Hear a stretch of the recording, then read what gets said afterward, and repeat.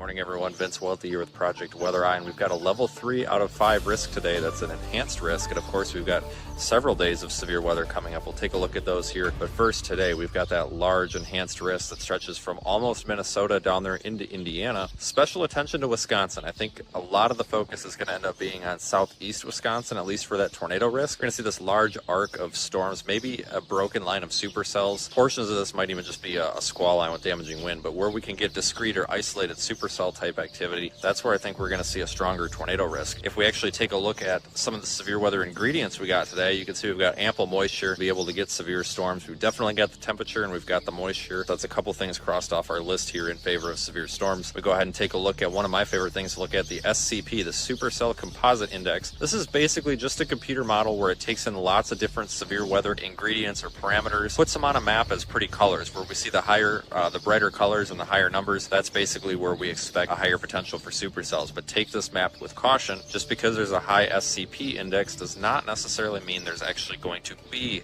a supercell. Of course, we can't ignore the HRRR future radar. If we look here at future radar, again, we'll pay attention a little bit more to that broken line of showers and storms. But look at this activity here as we go on into the evening. A little bit more of a discrete mode down there, anywhere from Janesville, Wisconsin, maybe to Gary, Indiana. So we're going to be watching that real close. Make sure, folks, you know the difference between your official warning sources and, of course, your watch and warning definitions. Now, your official warning source is going to be 100% of the time the National Weather Service, your local National Weather Service office. You can find yours at weather.gov or just simply Google your city and town followed by National Weather Service and you'll find it. Know the difference between the tornado warning and a tornado watch. Remember, folks, a watch is going to mean that conditions are favorable for development of that hazard. So, for example, a tornado watch is going to mean that tornadoes could form somewhere in the area in the next few hours, but it's not a guarantee. A tornado warning means that a National Weather Service meteorologist has detected the likelihood of a tornado most likely being on the ground or about to be on the ground in your area. It doesn't necessarily mean one has been sighted, but it means one could be sighted soon. So you need to be taking action. So tornado warning, take action. Tornado watch, just be paying attention. Hopefully that clears that up. Before we get into tomorrow, one of the things that doesn't get talked about a lot here is our fleet of vehicles.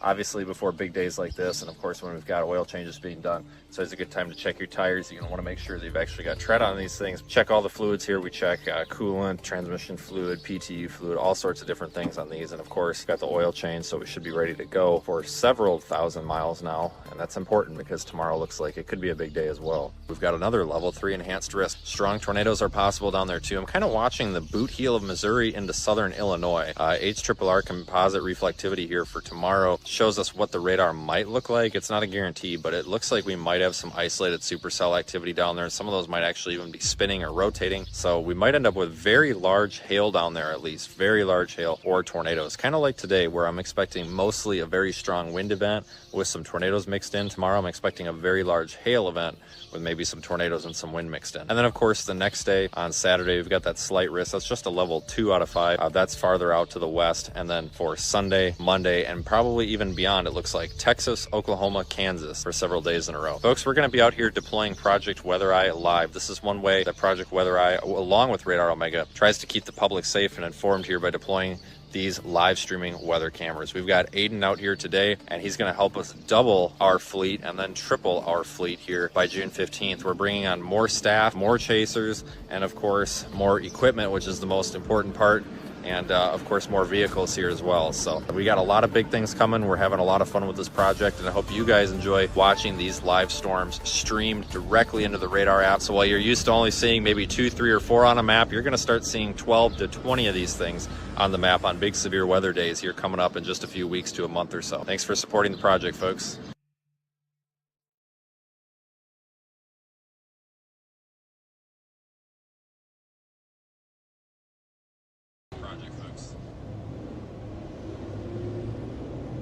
All right, folks, I hope this switched over for us here. Hang on.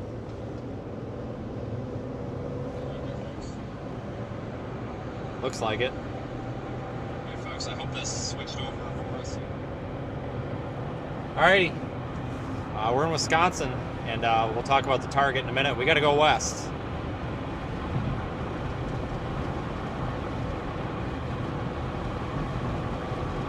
Let some more folks join in.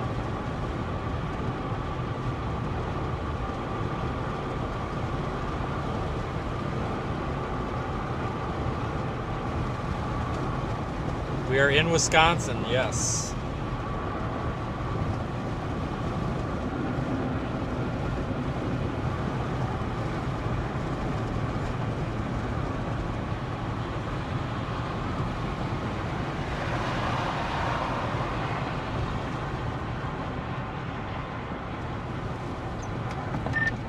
All right, so I needed to deploy an RDD at my house, so I guess I was, so... God damn it, are you kidding me right now? Guys, we're going west. Seems like you were correct. We're going west out of Janesville. Cyclone Port is still there. It's just, it's outdated, so it couldn't receive the new update, so it's bricked. So, shit. Oh yeah, I was wondering what happened to the Cyclone Port. Too much rick rolling. Yeah, its little heart couldn't take it. Alright guys, I gotta make a phone call. I want to mention, folks, too, understand, I am in my home area today, and I do have a little bit of a responsibility to go to work, so to speak. So this is, you know, my home area, and if anything happens here, it is 100% my responsibility to be involved and deal with it on a public safety side of things with other obligations that I have. So understand, folks, that we're going to be storm chasing from a little bit different perspective today here. Things are a little bit different atmosphere here.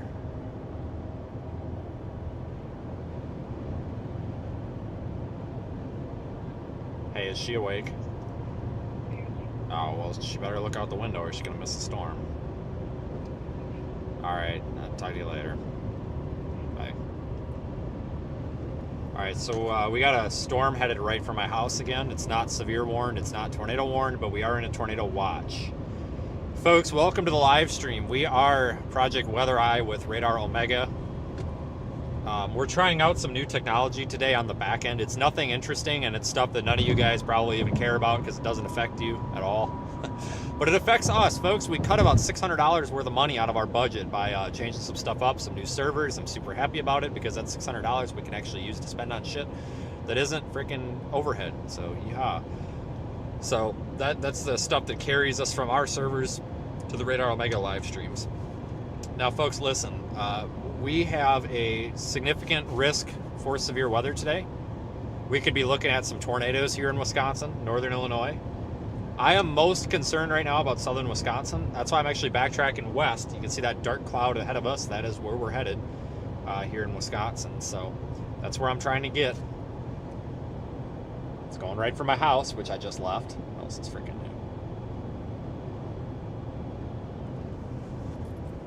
But listen, we've got some upgrades on the live stream. You'll notice a couple of them right off the bat. Right off the bat, you guys can probably see that on the bottom of the screen, we're now scrolling nationwide watches and warnings. That's a semi-custom solution. That's basically a fork off of Overwarn. Some really good, I don't want to say kids, but kids. Some kids that really put a lot of work into this, and I kind of gave them some advice on some stuff. Built a really nice system. And we want to run something custom, so I forked it. It's a GitHub thing. I forked it, and we've kind of trimmed it down a bit. So at the bottom of the screen on YouTube now, you're going to see tornado warnings, watches, severe thunderstorm warnings, watches, flash flood warnings, winter storm warnings, and blizzard warnings, I think. Those will be at the bottom of the screen nationwide. At the top left of the screen is our location and elevation to the nearest 50 feet. We were able to modify the code, which was not possible until now. We were able to modify the code so that it has basically an adjusting background, an adjusting transparent background. Stand by. Oh, you piece of shit. God damn almighty. Alright, they just severe warned our storm. So that is also, once we get in a warning, the warning for my location is going to be at the top of the screen by where it says Janesville, Wisconsin right now. It'll, like, if we were in a tornado warning, it would say Janesville, Wisconsin, you know, tornado warning or whatever. So that's just a tour around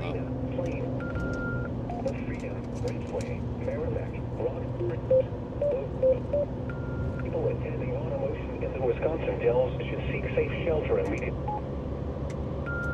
Included or lake. Hold on, I got to get our group up here. Hold on, I got to figure out how to do a repeater split on this. Again, folks, I can't pay a whole lot of attention to this. Stand by, we have an opening until 4:30. At 343, severe thunderstorm was located over Monticello, 10 miles northeast of Monroe, moving northeast at 50 per hour. Again, severe thunderstorm warnings for northeast Greene and central Dane counties until 4:30. WX9MTX 345.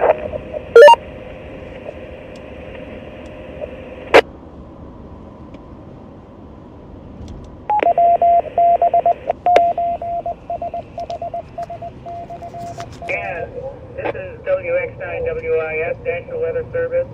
In Sullivan has issued a severe thunderstorm warning for northeastern Greene County and south central Wisconsin, central Dane County, south central Wisconsin until 4:30.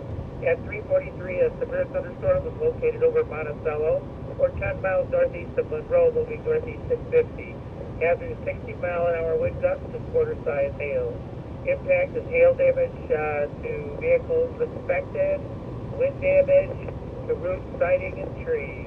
This is a storm I talked about earlier. And remember, a tornado watch is in effect till 10 p.m. These storms can and may at some point produce tornadoes. WX9WIS. Shit, why is this thing... Why are we on a 7.6 split? Why would this default to that? I need to program this radio. I gotta quit dicking around with this thing.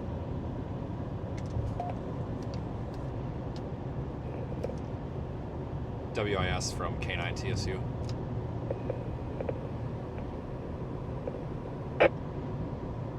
K9TSU, go ahead. Is this Chad?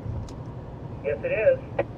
Chad, I got a live stream up. I'm coming out of Janesville, headed west if you need eyes on this thing. It's about to go over my house, and well, probably yours too, but I'm going to go up 14 toward Oregon. I'll let you know if we see anything. Copy, thank you. K9TSU, WX9WIS.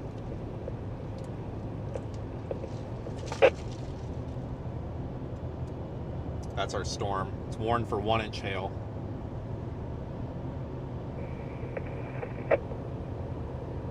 K9TSU, what's your current location? Highway 14, directly between Evansville and Janesville. Copy. We had a double. What's the other station trying to call?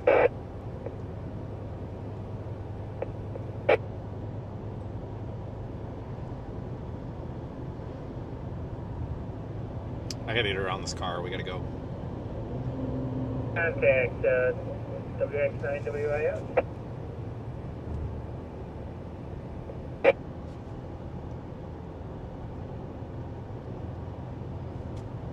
This is construction. I'll be today.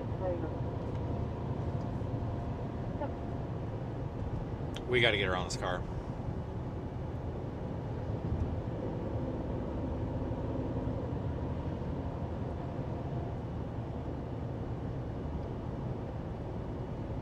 Really don't want to be the guy that puts the lights on, but we might be that guy because we gotta go. This is getting into our coverage area here. Copy, KC9 PZI. Currently mobile on Highway 33, just outside of Laval, heading into Laval, Wisconsin. Station, I didn't call. We're doing 46 and a 55 right now, by the way. They were just coming out of Laval. It's not me being ridiculous. Hello, Charlie 9, Papa Zulu India. Just doing a check-in. Little high based looking up there. No wall cloud or anything. 89PZI. WX9WIS. Oh my god. The car coming. Every time we get a passing zone. It doesn't matter if he thinks we're police or not. Like, you don't get a ticket for doing the speed limit. Like, holy crap, man. But I want to make something clear because we had this issue the last time that we live streamed storms in this area, which was a tornado that nearly hit my house. I want to make something clear, folks. In my 3-county area here,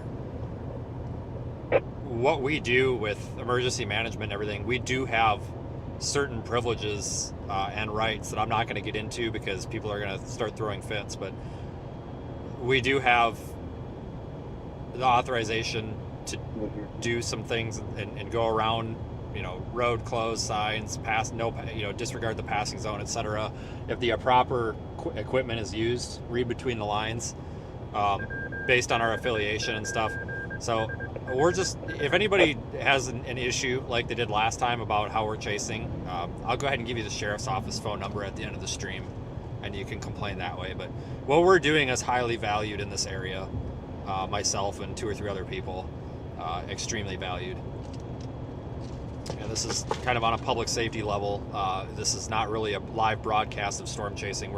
This is something I would be doing if we weren't live streaming right now anyway. It's just something I've done for many years in this area. This area heavily relies on emergency management volunteers and fire department volunteers to be eyes in the sky out here, because there's not a whole lot of attention that gets brought to this area, so to speak. This isn't Oklahoma where you got, traffic cameras everywhere and it's flat and you can see, but no, out here we need ground truth. And I might have to get around this guy. This is just beyond silly right now. He's up there shaking his head. Good Lord, dude. But we got to get moving. We got this severe thunderstorm warning in effect. We're going to go through Evansville. I'm going to go toward Madison for right now.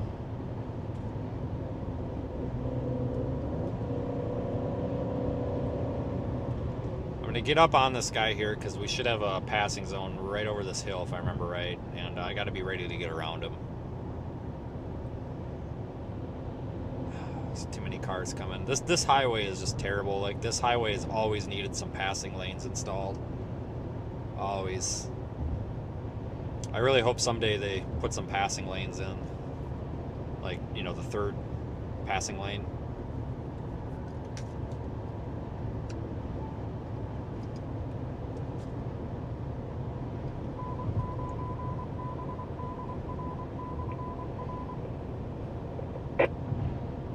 Control second.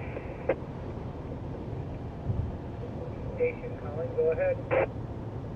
Oh, you're worried about a trooper seeing me? Okay, you understand I'm not giving my affiliations over the air, but you do realize in Wisconsin a lot of volunteers do have emergency vehicle rights. Like, I hope you realize that, right? Like, under the circumstance in your coverage area. So we're not gonna argue that shit. If you want to come in here and bitch about it, I'll go ahead and give you a phone number to call at the end of the live stream. 209 Juliet Foxtrot Lima, 9 JFL. Sometimes folks think that they do the weather Twitter thing where they think that we're just a joke. That this channel's not a joke, folks.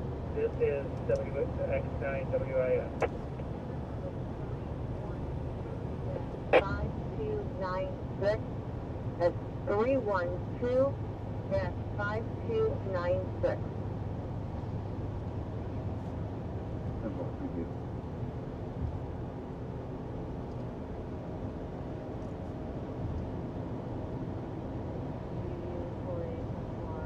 It has nothing to do with insurance. We have insurance for this on the vehicle. All of our fire departments everybody carries insurance for it. So absolutely not in this area. This is one of the few areas apparently where a lot of these departments make their members carry insurance for it, or for activate it as an emergency vehicle at the time a pager goes off or any sort of activation in capacity.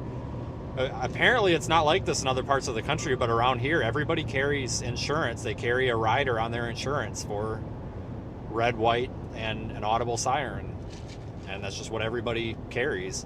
I was very surprised when people started telling me that's not how it is in many parts of the country. I was told in a lot of parts of the country your department covers you, and that's very foreign to up here, because up here it's no, you better have your own on that. So it's just, I guess, different in some spots, I guess. Because that was something I brought up in Oklahoma, and someone's like, "Oh no, you don't even need car insurance." Okay. I guess a lot of this stuff varies state to state. Currently have the following warnings in effect. There's only a few car insurance companies that will actually insure emergency vehicles and stuff. One of the local ones is Tricor. They're very decent. Tricor and Allstate will do it, but you've got to talk to them, right? A severe thunderstorm warning for standby.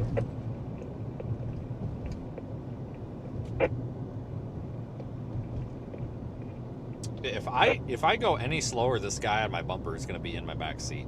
Oh my god. We're going to go north out of Evansville here.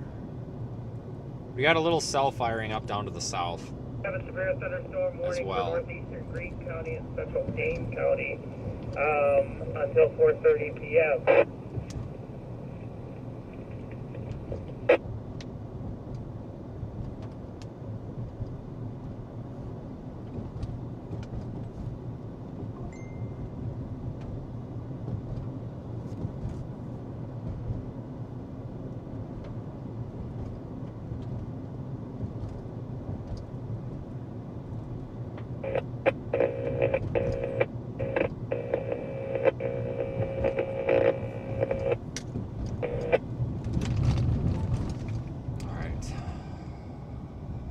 We can sneak around traffic by going this way.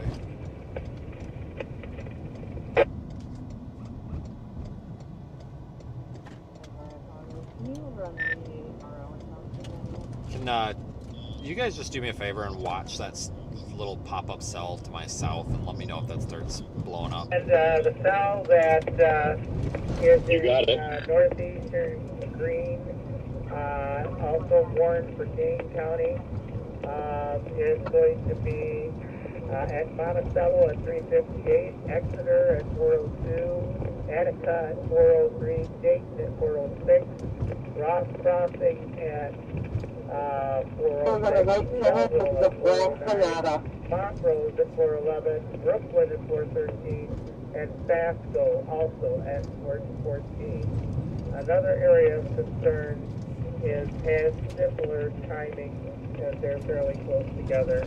This is WX9 WIS.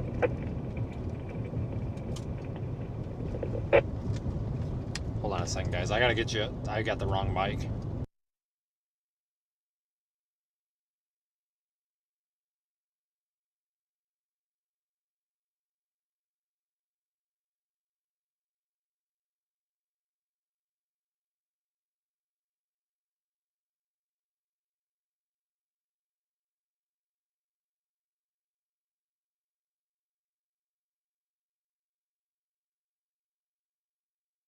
Hold on one second.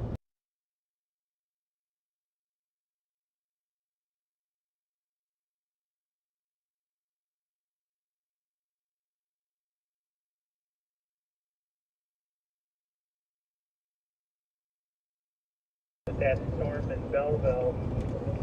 Radar is showing some pretty good inflow coming in around New Glarus and curving up into Belleville. All right, Chad. Thanks. Just turn north on 14 out of Evansville. Copy that.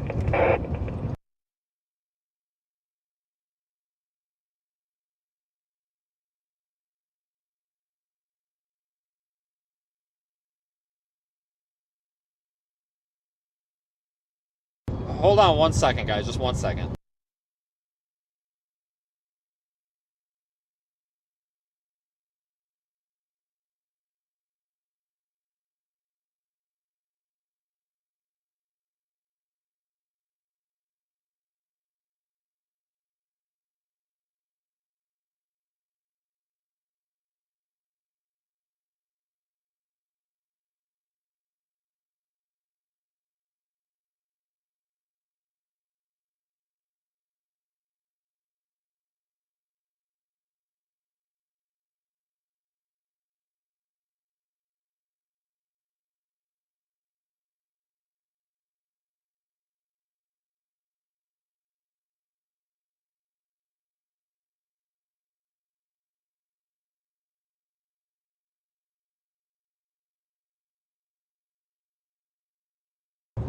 Alright, I think I got this sorted out. Sorry, I dropped the mic under the seat then when I was doing that. I'm like, you gotta be kidding me.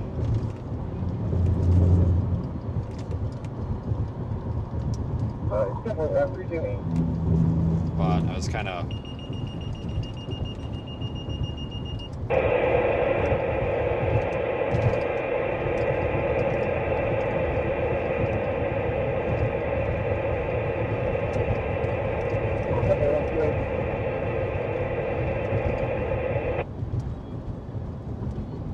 I was trying to switch out the battery in the wireless mic and dropped it under the seat. I thought I had picked the right one, but apparently not. Right? We better go north here. We're gonna go north up 59. The residential warning has been issued effective till 16:45. Residential is located near Hillsboro, 21 miles east of Lawson, will be northeast at 35 miles per hour. Next, 6 miles west the Portage Trail. Be advised, residential warning issued for Union County and Monroe County until 16:45. Hi guys, thanks for joining. Sorry I'm not paying a whole lot of attention to the chat. We got to get on this storm. We're pretty much here. Let's go 59 over to... Nope, let's go 59 straight. Hell with it. Yeah. Roof camera's not connecting today, and I don't know why. But here's the storm. High based. Chad was just telling us on the radio, it sounds like it's got some inflow going into it. Might be ramping up a bit. Chad is kind of an expert here, so take his word for it. We've got direct access to the National Weather Service in Milwaukee right now, whether it's through Midwest or if it's through one of the ham repeaters. Either way, we can get a hold of them right away if we need it. Yeah, roof camera's just not connecting, but it's probably not going to be a huge deal today. I don't think we're going to like need it. It's slow paced enough, so no, I didn't care too much to deal with it.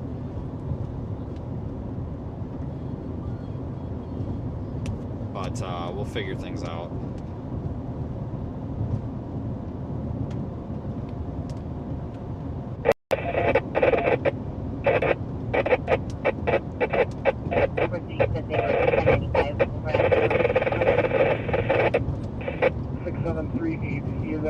Coffee and then a separate call. I'll be out in a second. 97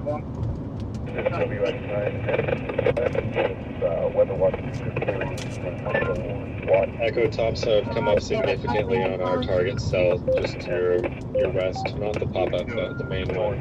The pop-up is struggling a bit. 2706 Portage Wood Path. Apartment number 2.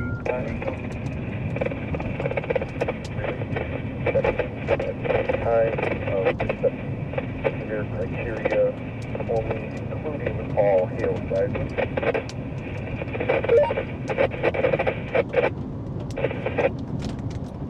Alright, weather service was talking, so I was waiting for them. Alright, I copy that. WX9MTX. We're going to basically try to go north out of Stoughton. Copy. Sounds good. WX9MTX with weather level. This is WX9WIS National Weather Service has issued a tornado warning for northwestern Columbia County and northeastern Stock County and south central Wisconsin until 4:30. At 4:03, a severe thunderstorm capable of producing a tornado was located 8 miles south of Reedsburg, moving north to 30. Tornado with quarter-size hail, with radar indicated rotation. Movements, Flying debris will you want to start from the boost stream when you get a second? Unable. Locations in fact that include Baraboo, Reedsburg, Wisconsin Dells, Lake Sorry, I just got a lot going on. I just can't do it. I don't know why it's not working. People attending the automation in All the Wisconsin Dells should seek safe shelter immediately. Aiden, Evan wants me to tell you about the warning that just went up by the Dells. Tornado warning for Yep, I see it. Keeping an eye on it. Columbia and northeastern Stock until 4:30. This is WX9WIS.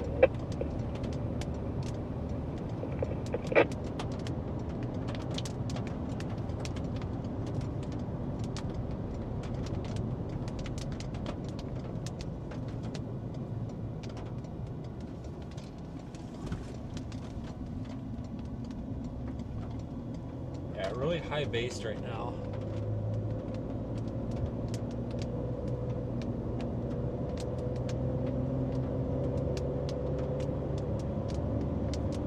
West Eastern Scott County until 1630.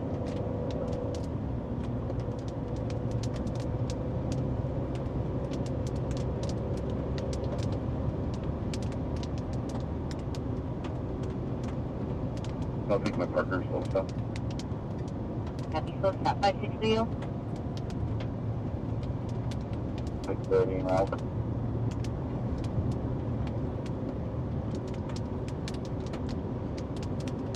1042. Have a good night. Have a good night. Alright guys, we'll just go north out of Stoughton here, and we kind of got to play long term with this. We kind of got to get in the path of it. Just kind of work it from there, okay? Have a little patience with this one. And this is WX9WIS. The storm currently moving through Sauk City with a tornado warning. Yeah, we'll be at LaRue at 411, North Freedom at 415, Rock Springs at 415, 423 West Respond to 109, South Atwood Avenue. 424 For an at diabetic reaction. Crawford Off Crossing. streets are St. Lawrence Avenue and East Van Buren Street. Time now 1606.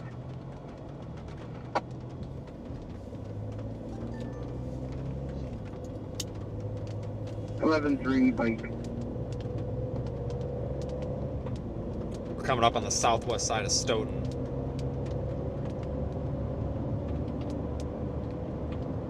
Nine CKS model.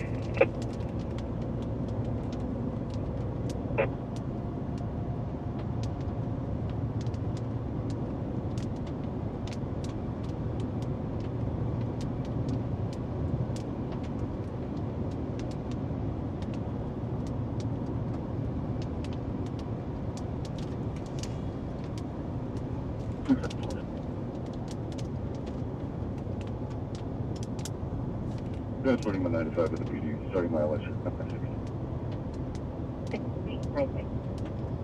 Not a whole lot to write home about over there. Just turn you to the side a little bit here. I want to watch the setting here.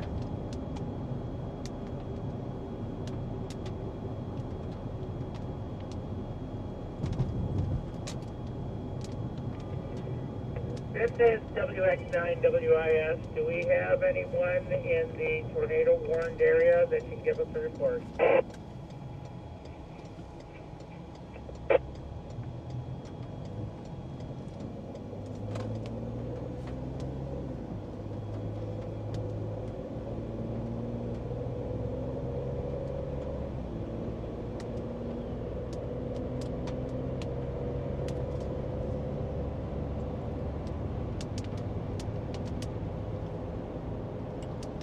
Oh shit.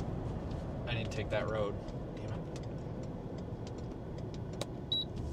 I want to take that road up into Stoughton. I'm taking my partner's 22. 196, go ahead. Okay. Hey, Chad, I got quarter-size hail. I'm on the 11th floor at 1010 East Washington.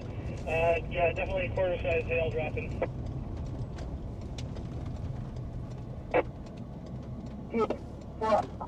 You can do that probably until 1715. 15. I'm at 1010 East Washington, about half a mile east of the Capitol Square.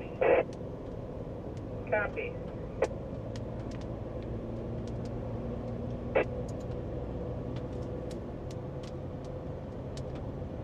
Storms are high base likely because of the high temperature dew point spread.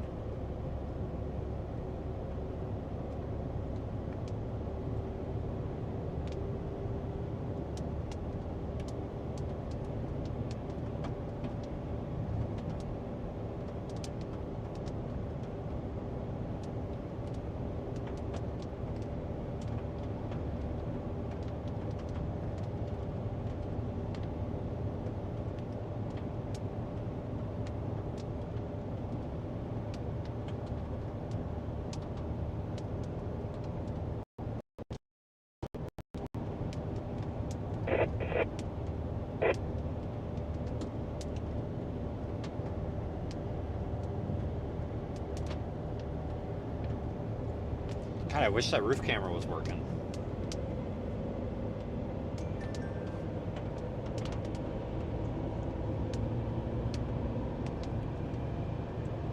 Oh, shit, it's working. It's been working this whole time.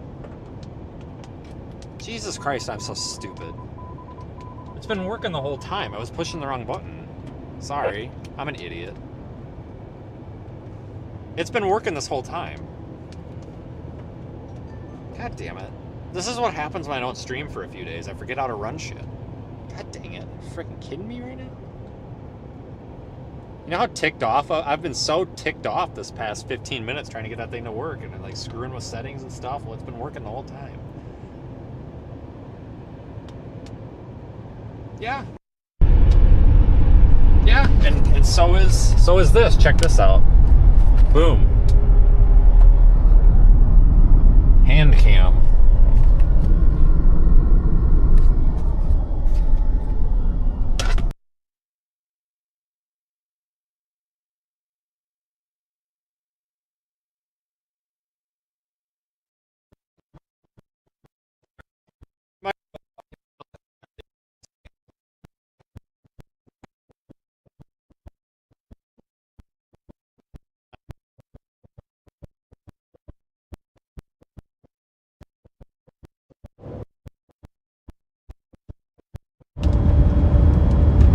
I've got no idea why it's the mic is cutting out. Just give me 1 second, guys. I'm so sorry. 9TWA report if anyone's on.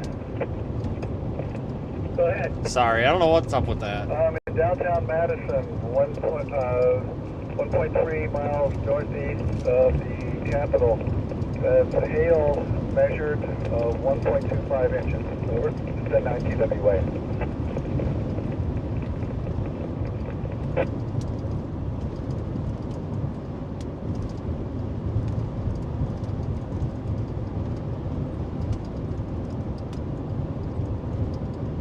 Copy, 1.3 northeast of the Capitol, 1 1/4 inch measured hail at 9 TWA, and I assume for 12 p.m.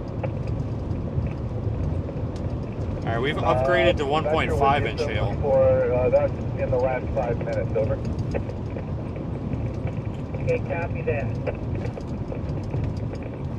At 9 TWA, standing by. WX9 WIS. Control from K9 TSU. Go ahead. Hey Chad, just an update. I'm gonna go north out of Stoughton. The southern portion of this that I have eyes on is very high based. Like super high based, so I wouldn't expect it to do anything too crazy here, at least for a little bit. That's the portion that's south of the belt line, but I'm gonna stick with it for a little while anyway. Copy that, WX9 WIS.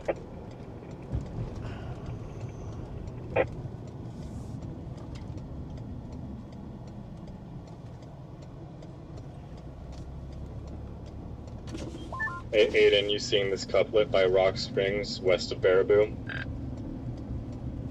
Yep, I think I'm gonna head for that storm. Yeah, that could be touching down here soon if that's not already on the ground, maybe.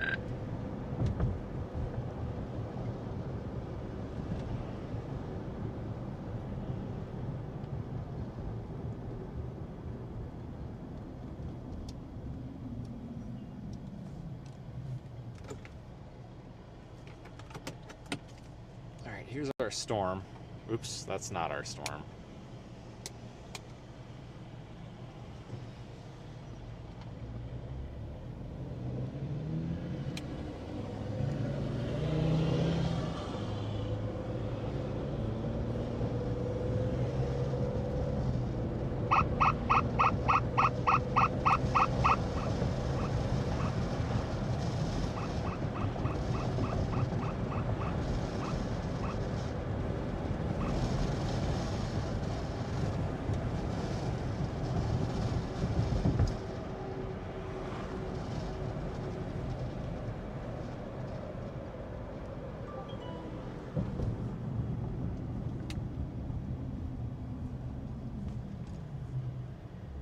I swear, people don't know how to use roundabouts. I'm pretty sure Wisconsin's got like one of the highest number of roundabouts in the state of all 50 states. People here still don't know how to use the roundabouts. I think roundabouts are great, but it's like people just panic.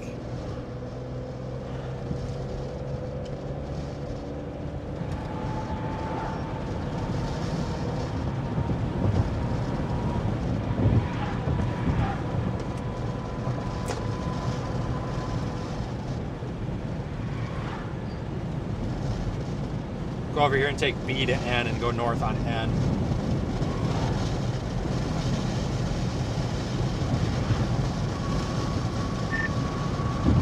Aiden, are you, where are you going from Watoma, or do you not know yet? I'm not quite sure yet. My original plan was to go west and try to get those storms over by Adams, but with that tornado warning one, I might go down to like Montello and then maybe try to go a little west. Okay, I do know that stretch between Watoma and Montello like has decent visibility. I think if you do deploy anything out there. All right, I was just wondering. Like, obviously I can't get up there, but yeah, that line looks pretty good. Yeah, looks better than I was expecting, honestly.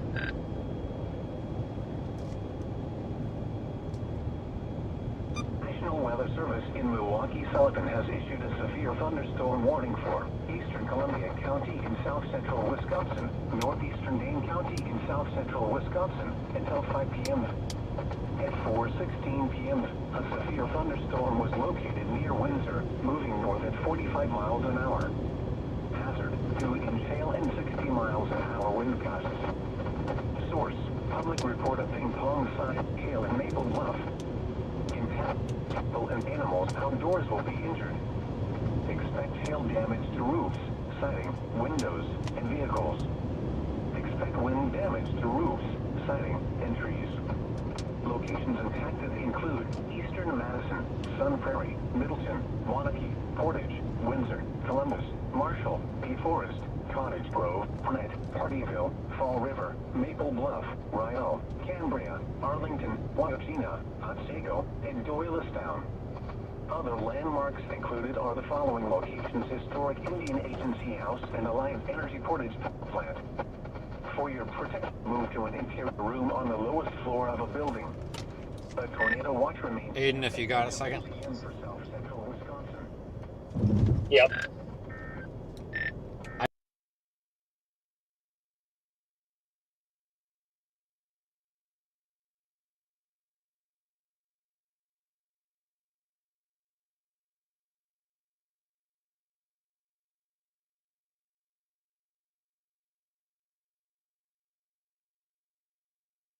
Milwaukee, Ozaki, Racine, Richmond, Rock, Sauk, Sheboygan, Vernon, Walworth. I'm probably going to fire up my stream in about 15 minutes. I'm planning on stopping in Watoma and getting gas, then firing up the stream. The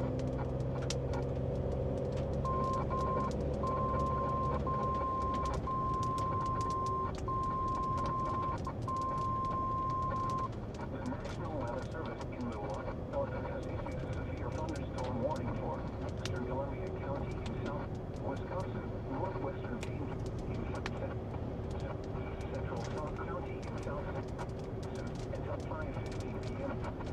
At 4:18 p.m., a severe thunderstorm over Middleton, moving north at 45 miles an hour. Hail and 60 miles an hour wind gusts. Source, wind. Come on, cars. What the heck are we doing? People and animals outdoors will be expect hail, siding, wind, and vehicles. Expect wind damage to roofs, siding, and trees. Locations impacted include western Madison, Middleton, Portage, Lake Wisconsin, Cross Plains, Lodi, Brett, Black Earth, Dane, Merrimack, Holly Grove, Interstate 90/94 interchange. What are we held up for up here? Other landmarks included are the following. No way this is backed up all the way to the stops. Oh my god, are you freaking kidding me right now? Area, historic Indian Agency House and Alliant Energy Portage Power Plant. Oh boy, this is gonna be fun. On the lowest floor of a building. A tornado watch remains in effect until 10 p.m. for south central Wisconsin.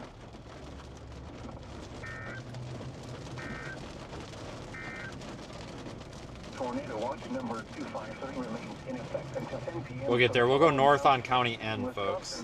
Adams, Calumet, Columbia, Dean, Dodge, Fond du Lac, Green Lake, Greene, Iowa, Jefferson, Juneau, Kenosha, Lafayette, Manitowoc, Marquette, Milwaukee, Ozaukee, Racine, Richland, Rock, Sauk, Sheboygan, Vernon, Walworth, Washington, Waukesha, Washara, and Winnebago, and the following counties in Illinois: Boone, McHenry, Stevenson, and Winnebago. Remember, a tornado watch means the conditions are favorable for the development of severe weather, including tornadoes, large hail, and damaging winds in close to the watch area. While severe weather may not be imminent, persons should remain alert for rapidly changing weather conditions. And Oh wow, that is a very strong couplet south of Baraboo.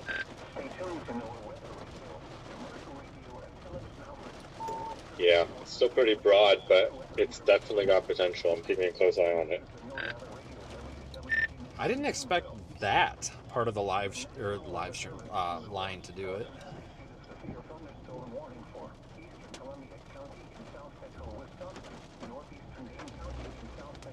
Obviously, we need a roundabout up at this intersection, guys. If we don't get up there, I might just turn around and we might just have to take a back road. We are literally just stopped all the way up to the stop sign. I don't remember if this is a four-way stop or not. God, I hope it is. Otherwise, we're never getting through. It almost has to be, or we wouldn't even be moving this well. Oh my God. Not a good time. It's a lot of really busy time for this area. This time of day is.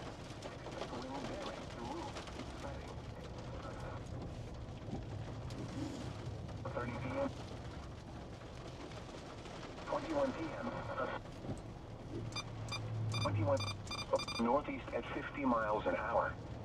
Hazard, ping pong ball size hail and 60 miles an hour wind gusts. Source, public report of quarter-sized hail in McFarland. Impact, people and animals outdoors will be injured. Expect hail damage to roofs, siding, windows, and vehicles. Expect wind damage to roofs, siding, and trees. Locations impacted include Madison, Sun Prairie, Fitchburg, Middleton, Waunakee, McFarland, Monona, Marshall, Cottage Grove, Shorewood Hills, Maple Bluff, Camp Randall Stadium, Henry Villa Zoo, and Madison. Alright, we're almost there. Holy crap. 10 p.m. for south central Wisconsin. For your protection, move to an interior room on the lowest floor of a building. A tornado warning remains in effect until 4:30 p.m. for northwestern Columbia and northeastern Sauk counties. At 4:13 p.m., a severe thunderstorm capable of producing a tornado was located near Reedsburg, moving north at 35 miles an hour. Hazard, tornado and quarter-size hail. Source, radar indicated rotation. KV9 CKS report. To those caught without shelter. Mobile homes will be damaged or destroyed. Damage to roofs, windows, and vehicles will occur. Tree damage is likely. Locations impacted include Baraboo, Reedsburg, Wisconsin Dells, Lake Delton, West Baraboo, North Freedom, and Rock Springs. People attending automotive Oh, now we're moving. Wisconsin Dells should seek safe shelter immediately. Jeez. Take cover now. Move to a basement or an interior room on the lowest floor of a sturdy building. Avoid windows. If you are outdoors, in a mobile home, or in a vehicle, move to the closest substantial shelter and protect yourself from flying debris. Tornado watch number 253 remains in effect until 10 p.m. for the following counties in Wisconsin: Adams, Calumet, Columbia, Dean, Dodge, Fond du Lac, Green Lake, Greene, Iowa, Jefferson, Juneau, Kenosha, Lafayette, Manitowoc, Marquette, Milwaukee, Ozaukee. A tornado warning remains in effect until 4:45 p.m. for western Columbia and east central Sauk counties. At 4:24 p.m., a severe thunderstorm capable of producing a tornado was located near Baraboo, moving northeast at 35 miles an hour. Hazard, tornado and 2-inch hail. Almost there, guys. I'm sorry. Three things I want to mention right now with this. Yeah, go ahead. Stay on, Alex, please. The National Weather Service is saying strong rotation reported west of Lake Wisconsin, so that's that cell that you're looking at. I wanted to let you know that as you're talking about it.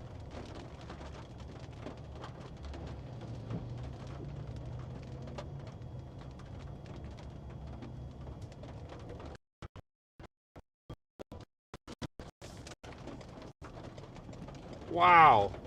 The road. Look at this. We found it. I knew we would get there someday. Pete's sakes. That was just stupid.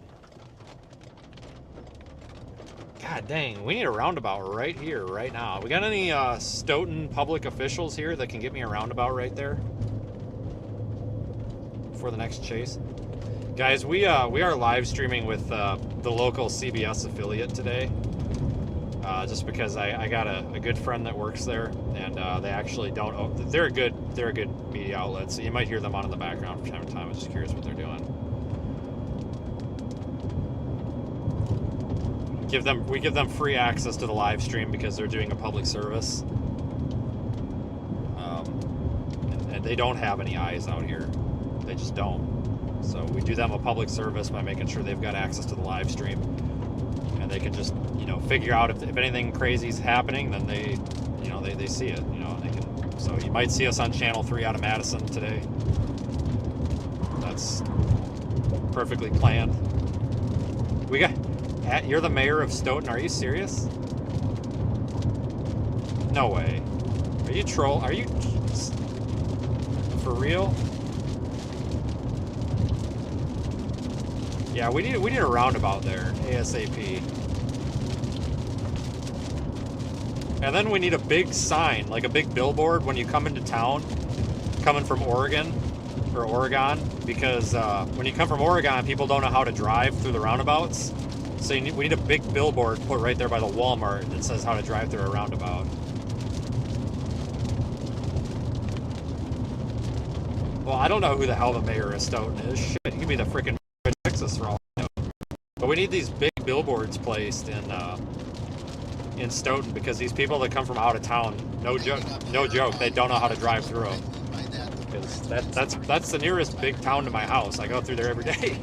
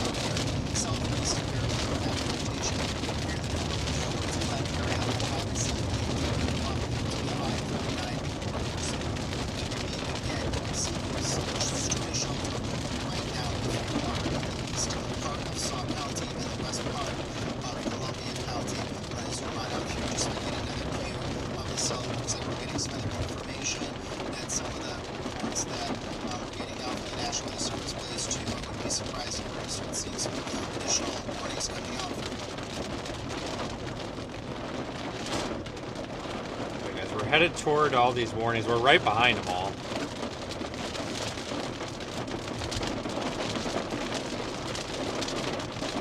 Going over towards the Cottage Road area, you see these quick type signatures. These are all rotating. Oh, look, another roundabout instead. Thunderstorms capable of all severe weather hazards, and the cell that the National Weather Service is letting us know may have some rotation is the cell that just went. So now that's going to be heading up towards the Wanakee, the Dane area. Use our wind tracker tool in this. I don't see strong rotation on our wind tracker tool, but I'm going to get that just in time, just a little bit to see, where that might have been. Yes. Just a little bit of marble side hail. Can you give me another reference? I don't know the size of your marble.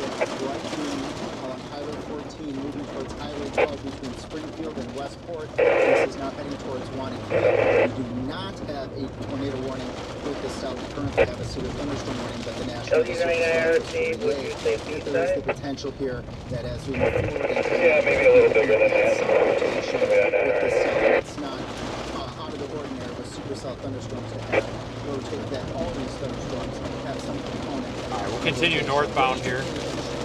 I'm looking at the wind tracker with that tornado warning for south and east of Mayville right now, just north of Wisconsin. We're about 9 miles south and east of that area of type of case as opposed to the Portage area. This is going to be leading to north and east of Cora as well. So if you are make sure that you are in this area or the most internally on the lowest level of the house. And again, folks, if you need to step away from the TV, always look at businesses or weather app or through any other mobile device to continue to get the latest weather information if you have to leave it from the TV and Facebook not have a TV. I'm going to take it down to the street level with this area type location. This is near Dreward's Glen between County Road W and County Road. It looks like D1, and I apologize if that may be I. But this is where we're seeing these bright greens bumping up against these reds. This is where that rotation is moving towards the radar in Sullivan and then away from the radar to just here in the red. Alright, I might have botched this whole chase up, guys. So, Aiden, this one might be on you. I don't know what I'm going to do here. Once I get up to Sun Prairie, I'm going to have to decide if I'm going up 151 or what the heck I'm doing.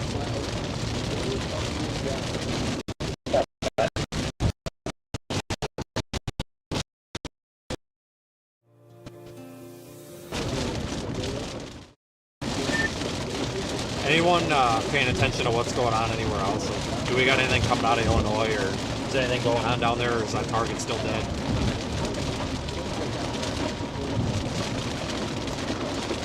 Yeah, I've been paying attention down there. It looks dead as hell down there.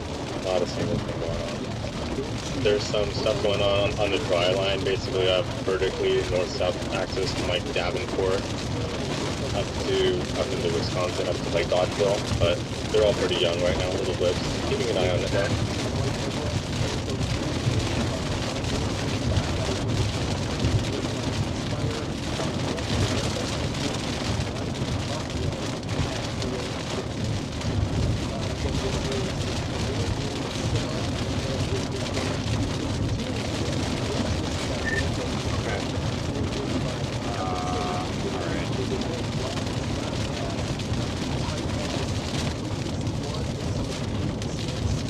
There's like a single little shower down there south of Rockford, but it's just a shower right now, so but I'll keep an eye on to see if you have any other options coming in.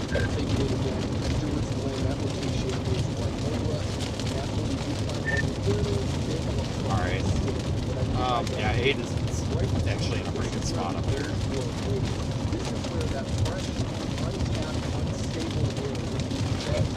Yeah, it's looking pretty good for him.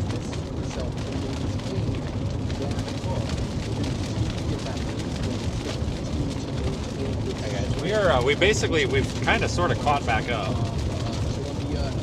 Just south of this thing right now.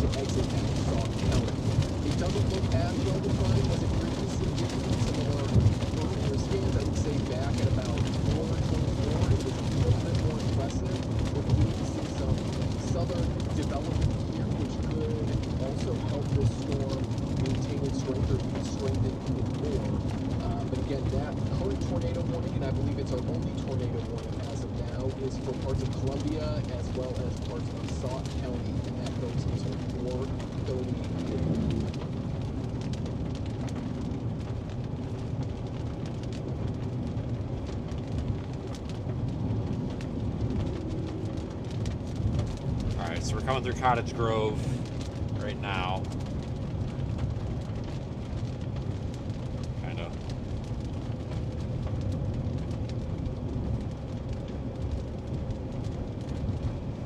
Stick with me, guys. We're going after these. There's just those ones that are tornado warned are not really where you would have expected them to be tornado warned at.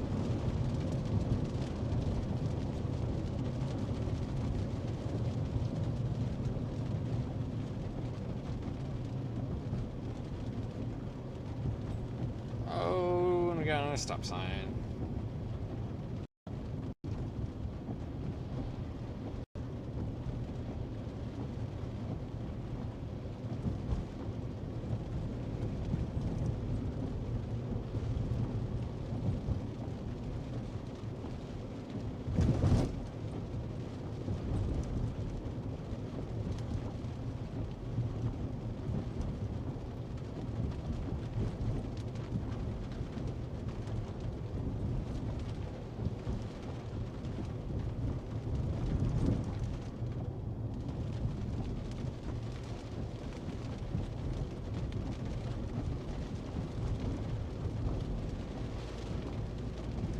Folks, we need to, in order to deploy Project Weather Eye, we need well, I mean, we could deploy ahead of the storm, sure, but in order to do kind of more of a exciting deployment, we need to be out ahead of the storm. And like, we're there, but we need a target storm, and right now they're all, yeah, there's some storms producing hail.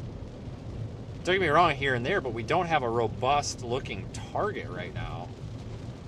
So I can't really go and deploy based on what we got right now. Aiden's up there in a good position. I imagine he's probably calculating a deployment for that tornado warning.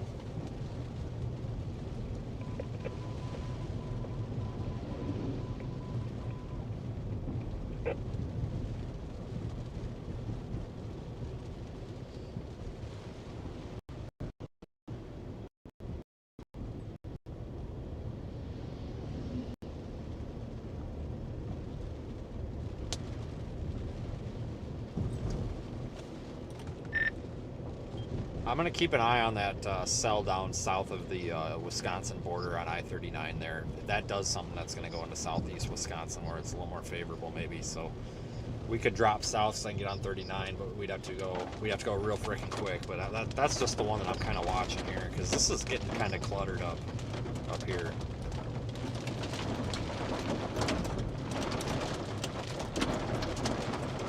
Copy.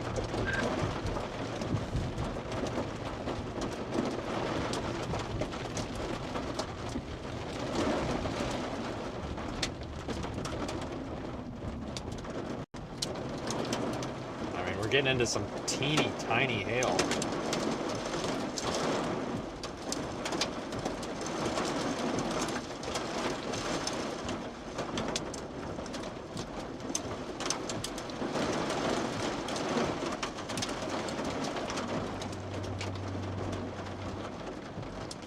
And it wouldn't be a storm chase if we didn't have a red light. Yeah, that one down by Rockford just went severe. What's the specs on that? Nothing crazy, just baseline, 1 inch chill, 60 miles an hour.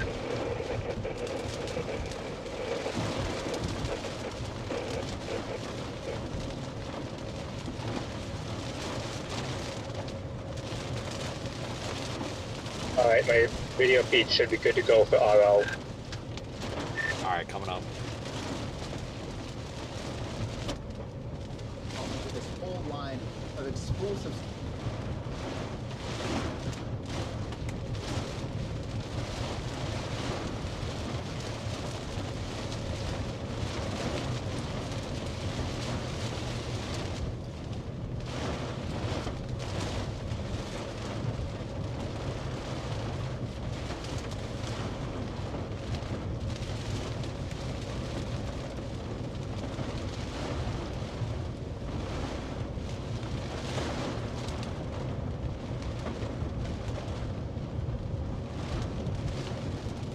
Thunderstorms that we've been mentioning very well be the case forming today, and it has verified, stretching from Camp Douglas to the Dells to Madison, and we'll keep an eye out our viewers off towards the east, over towards Dodge and Jefferson and down towards Rock and Wahlberg counties, eventually to see if this line of thunderstorms forms a little bit further to the south, I'm just going to do one long track in this line of severe thunderstorms. It doesn't matter if it's severe thunderstorms or tornadoes. We want to make sure that if you are in Deerfield right now, you need to be seeking sturdy shelter. Marshall at 4:46 p.m. Waterloo at 4:52. All right, Aiden, I'm gonna shut your video off because something's broken. It's not working. I guess that's my bad for not testing it. Sorry. As we get towards the 5 o'clock hours, all of these cells Okay, have copy had a that. history of producing either large hail in some cases to the size of baseballs. We've had all right, at some point tonight we'll have to test that. Just near the lake, just north and west of the Merrimack and Lake Wisconsin area. Sounds good. And here, case in point. God damn it.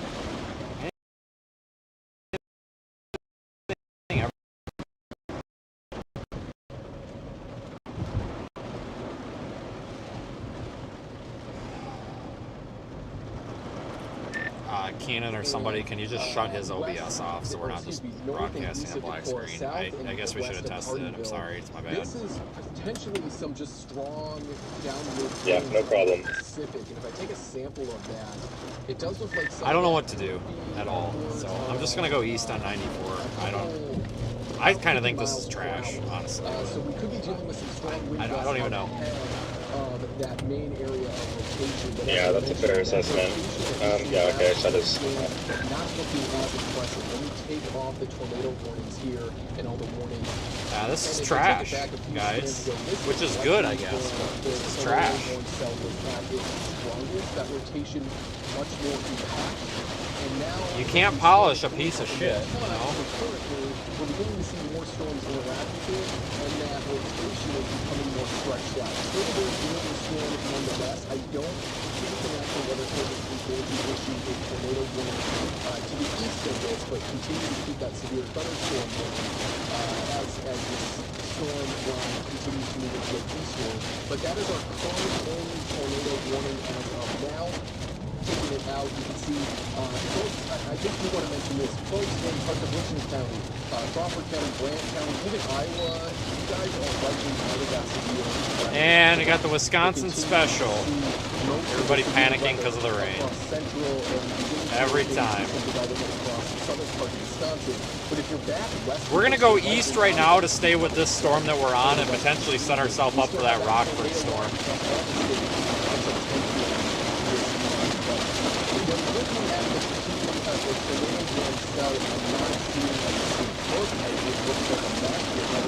Other storms interact with itself, and that's not what a tornado wants to say. It wants to be alone. It wants to eat all of the food for itself. It wants to share with any other storms with it. And now that it's starting to share, that rotation of white green is starting to go away. You will see more of those lighter pinks and then some light red on the east, indicating that it's stronger winds, but that's being more straight on.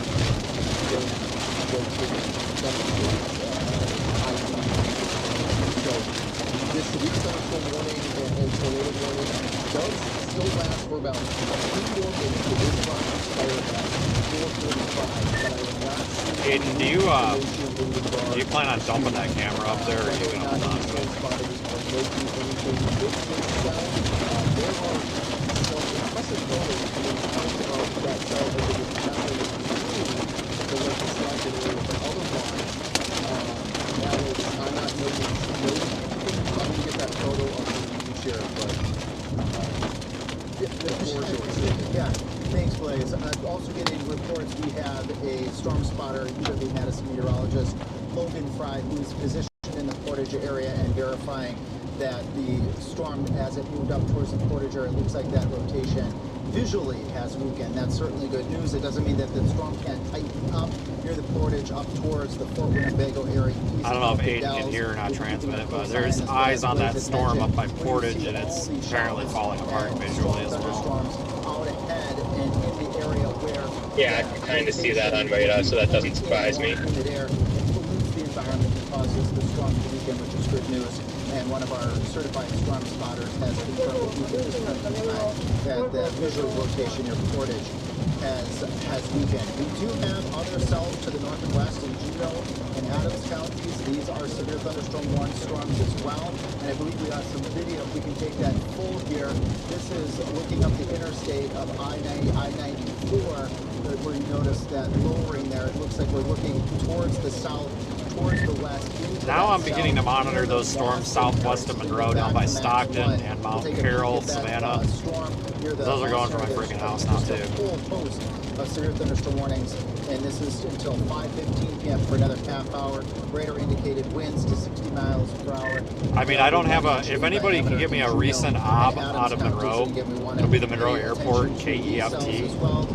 I got so much going on, I can't load it. Somebody could give me the temperature dew point. I'd be interested to know if that's, with that storm coming through, it didn't use up a whole lot of the atmosphere. I wonder if it's dropped that temperature dew point spread, and I wonder if it's going to be more favorable now.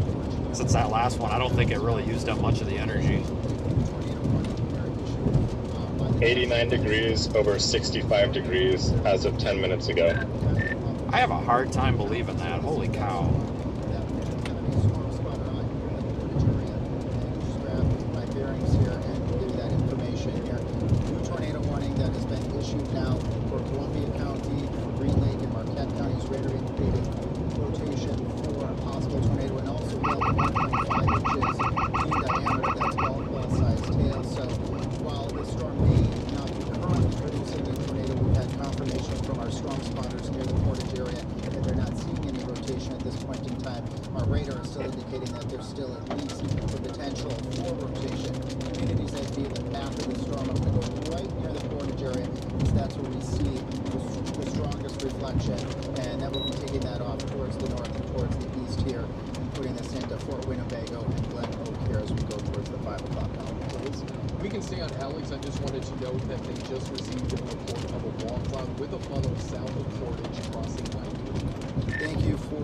Funnel cloud reported on Portage storm crossing the interstate right now. It's live. I'm going to zoom into that cell where we're probably very likely seeing that rotation. As you can take note here, there's a bit of a hook-like signature. We're just south and west of the Portage area, where we're very likely seeing the potential for some rotation. So we see what's called a hook echo on the reflectivity, the reds and the greens and the oranges. And then let's see if our wind trackers will have just gotten an update substantially. Thank you for calling Country Road Aviation and Nora Routes Gunshot. Sorry, I'm not able to get. That's definitely not the number I meant to call. They're getting, quote, multiple reports of a funnel now just south of Portage. That makes perfect sense. Thanks, Multiple Blaze. reports of that funnel right here up with there our in wind Portage. tracker No, tool. Hayden, I I'm think going to you're zoom good in to go and go on that right one. down to street level for Portage. We have reports now of a if you want to dump that thing, you're welcome to dump it, but you're on the right storm, man. As we speak, so if you are on any of these streets right now, West Franklin Street, West Pleasant Street, Adams Street, over towards the Hamilton Street area, Edgewater Street, downtown Portage, right on Highway 33 in the intersection of 16. You need to be inside your safe, sturdy shelter right now. You need to be away We from have a windows. good track of the current trajectory of the storm to see where the circulation might cross. In time, we want to put as many walls between you and the potential for this funnel cloud that is moving towards the Portage area at this point in time. Cover your heads with pillows and with cushions again. We do have a confirmed funnel cloud near the Portage area at this point in time, and I believe I'm getting some additional information. Can you relay that to me again, Maggie?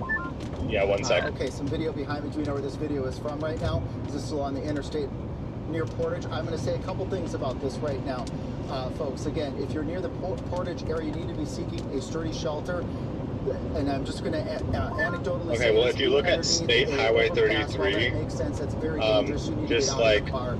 You need to get into the ditch. These are 2 miles northeast of Portage, right where State Highway 33 has that little bend is where it has the storm track crossing right now. It constricts the wind and increases the wind. So just like you're seeing people right now. Copy that. The Popo just decided to show up behind me, so I'll be back in a couple minutes. Position right now, if you have anybody who's up near the Portage area, they need to seek a sturdy shelter and they need to be in the ditch at this point in time. Blaze. Hey, Alex. National Weather Service reporting a touchdown of a tornado near Portage on the south side. So that would be where these greens and these reds are coming together. As Alex just said, that was this is a very dangerous situation. There is a supercell thunderstorm, a tornado warned supercell thunderstorm that is trying to get a tornado on the ground. National Weather Service reporting within the minute here that they've had a couple of brief touchdowns from a tornado near Portage on the south side, and that was from the Columbia County Dispatch and a local storm chaser. So again, folks, I'll take it down to the street level. This is beginning to cross through the Caledonia Street, Wood Street. This is beginning to move into the southern edge of Portage. That would be Edgewater Street. That's 16. That would be Brady Street. You need to be in your basement if you're not there already. You need to be in the most interior room on the lowest level of your house if you're not there already. And again,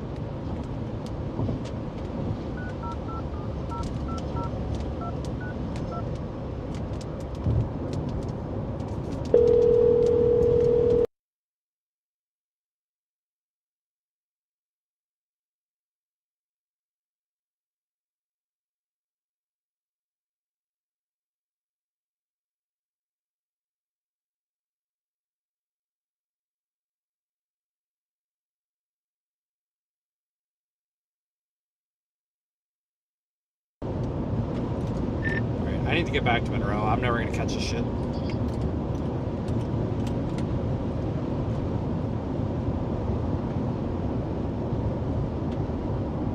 as this cell crossed 39, and that there is a funnel briefly touching down as it moves through the south side of Portage. That was confirmed by the Columbia County Dispatch as well as a local storm spotter. Hi guys, we're gonna go. Area. This is going to continue to push off towards. We're gonna go toward that storm that's coming up to Monroe. Folks, in the path of this, you can move to your safe space. I don't know if anybody, and I might be asking too much, but I don't know if anybody's looked at like mesoanalysis or anything. I'm just curious, like what the environment is like behind these. Because I see their special weather statementing those ones back southwest of Monroe, and like those are within reach. Just in case this but I just can't look. I don't know if it's worth a shit or not. Yeah, we'll take a look and we'll see. The rotation, not.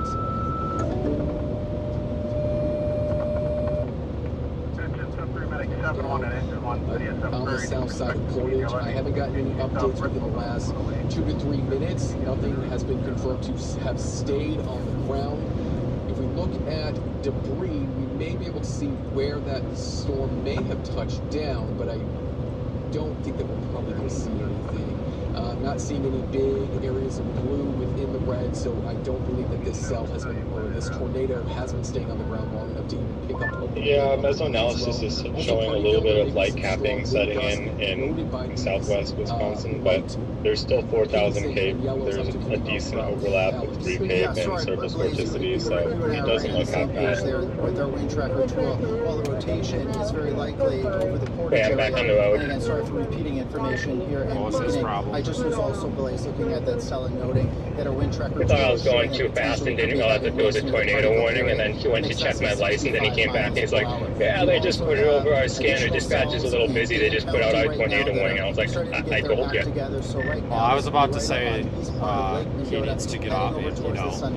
Yeah, shouldn't be stopping anybody in the back of I that. don't know if we can take a look and see at what they're seeing right now live. I've got it here right behind me. They're looking off towards the north and towards the west as they head towards Marshall right now. What you're seeing here is the leading edge of a supercell thunderstorm. These are rotating thunderstorms. How confident are we on the hail for this observed tornado warning? Should I go east out of Montello to avoid the hail? That we've been showing you from our viewers sending us these brave photos in. This is from Oregon, Wisconsin. Just look at the size of these hailstones. I thought it was only 1 inch. Waited for golf balls. Copy, unknown.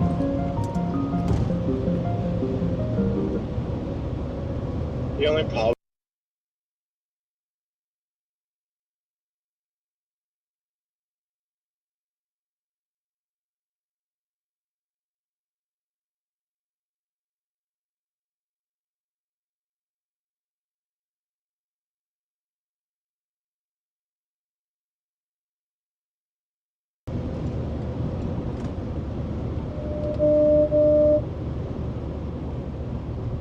I'm going to just zoom on out here. The storm is only moving about 35 miles an hour, though, so on second thought, maybe you'll probably be able to get east. Additional development as well south and west of Madison. This whole line of I'll have to make that thunderstorms decision relatively soon, so develop. And Blaze, did you have something that you wanted to show? Yes, Kyle R. has sent this video from the funnel forming south of Portage. It would be right here. Thank you, Kyle, for sending us that. And again, folks, we never want you to put yourself in any harm's way, but this is a video, but this is that rotating. All right, well, I guess I'm flipping around. I don't know, guys. I really don't, so thank you, Kyle, I guess that's what I'm doing. I'm going to switch over and take a look. I think we might want to go toward those new storms as well, but that is just video confirmation of that cell that has been producing those that funnel. Let me. I like those storms back by Monroe. The radar. We could be seeing a larger area of rotation trying to come together as that. The tighter rotation out of the Portage area is beginning to get closer to these winds that are moving away. I think for now I'm going to continue going south of Monticello for the moment. It's going to be coming up with this area of green, which is the wind moving towards it. Okay. I'll monitor your progress. Real quick, but again, folks, this is. Copy that. Is rotation still moving like east-northeast, or where does it look like right now? In the path of this storm again.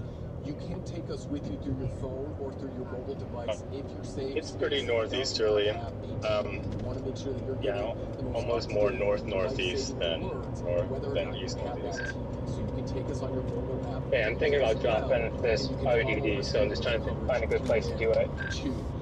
National Weather Service is going to continue to keep that tornado. Right now, the storm track has it going like halfway between Montello and Princeton. It sounds like Aiden's trying to deploy that unit. Copy that. 5:30 this evening, so we still have. So you have a lot of options along Highway 22. It's just kind of hit or miss out here right now without a real cut and dry target. Everything's just kind of a mess. It's pretty typical out here for this part of the country. It seems like Wisconsin always ends up being a mess. A little bit of that tighter rotation right along 51 there south of Portage. And I apologize, I'm not really able to see that right there. Would that be Wacoma Trail? And again, I apologize. This is between Portage and Pacific right now.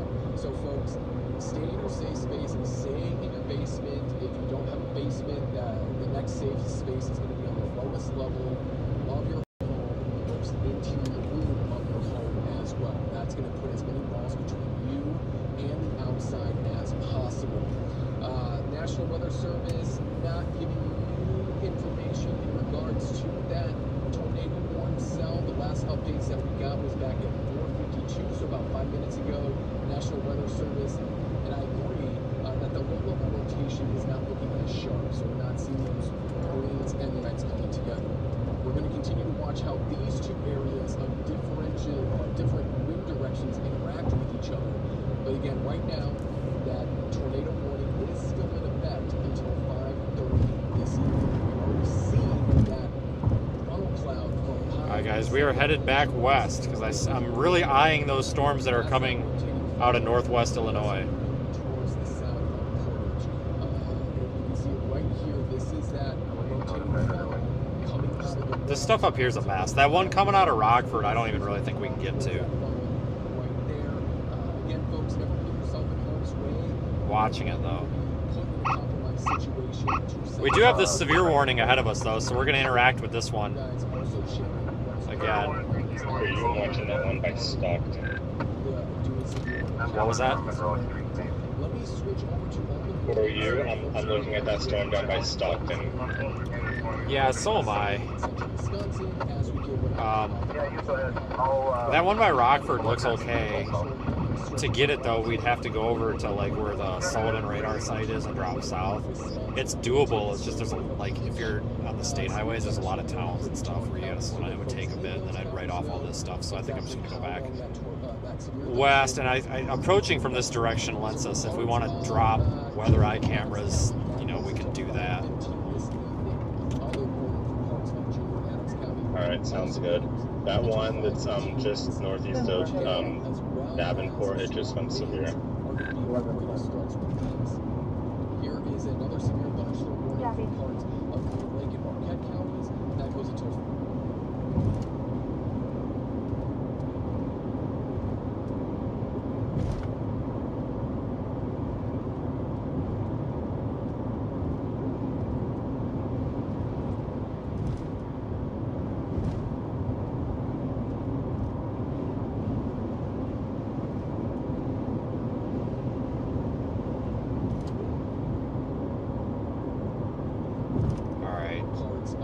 Yeah, that one down by Rockford looks decent, folks. I agree, but I just don't know if we're going to get there. I'd rather take the storms that I know I can get to.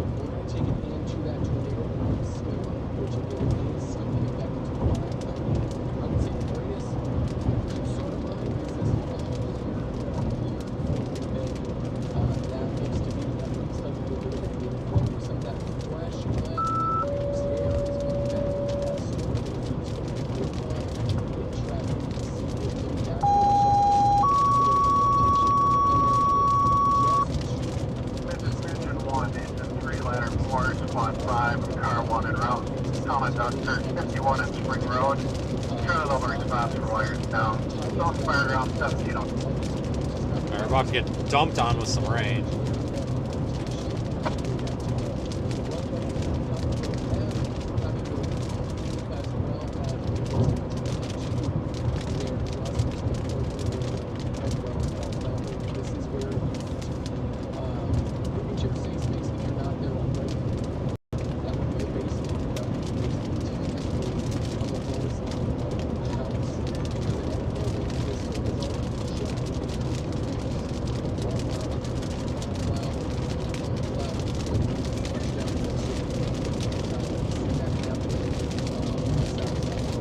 You're looking off just to my south.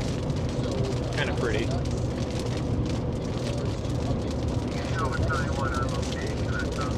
Yeah, we're coming into that severe thunderstorm warning right now.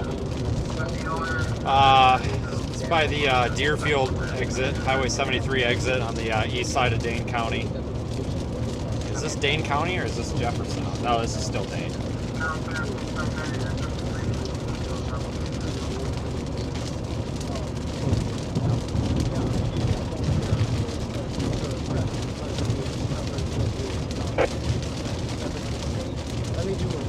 What has been going on, if you're just tuning in here now for our 5 o'clock show, we've had numerous supercell thunderstorms from southwest Wisconsin, Iowa County, Sauk County, Richland County that have blossomed rapidly as these thunderstorms would indicate today there is an enhanced risk of severe weather. And we think that snowfall size today, of course, we don't have the GPS and video of some of that hail that's been reported. We have hail to the side of the Gulf Coast and hail size of big snow in the Oregon, the Pittsburgh area, and the centers are continuing to blossom and move off towards the north and northeast. We're actually getting a little bit of redevelopment over parts of southwest Wisconsin. This is some of that video that has been sent to us, and as Blake was mentioning, we don't want you to be sending us any photos of this huge armed way. This is a continuation of what's going on with our large hail that's falling. This is from Oregon, where we have reported This doorknob forgot lights.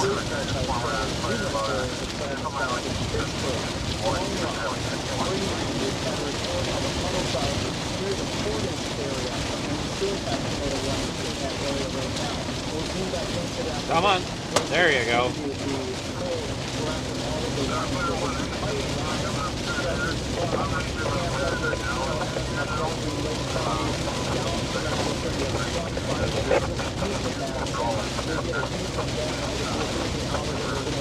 Guys, I'm not getting any hail. We should be getting some hail, but we're not getting any.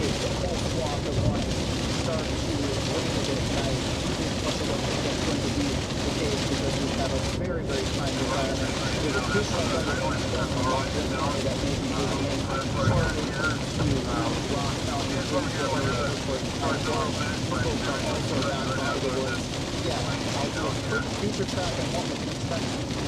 When is this going to be done? How it's split. I'm up to I-39, I-94, I-94 to Rabbit right now. We'll take this at the motion one more time, and future track is doing a good job of capturing that as an update. We'll do another update here recording all the way. If I want to go back down in, or if I just want to... I got to figure out which road I want to go here. I don't know. Hang on. We have about 2, maybe 3 hours of the potential for severe thunderstorms and the potential for tornadoes. Right now, just getting a confirmation from one of our certified storm spotters from UW-Madison of a new wall cloud that has formed near the Partyville and near the Portage area. I just have relayed them to the national. Let's just get to 39. Get a photo of that momentarily. This is that tornado warning storm. We can go down toward Janesville if we got to.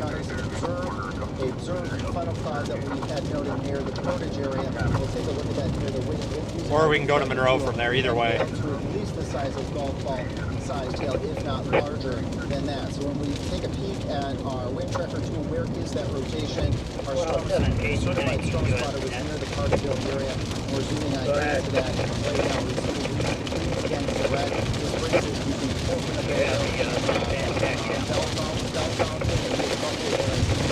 Yes, they do. And then into Green Lake County, likely looking at that rotation.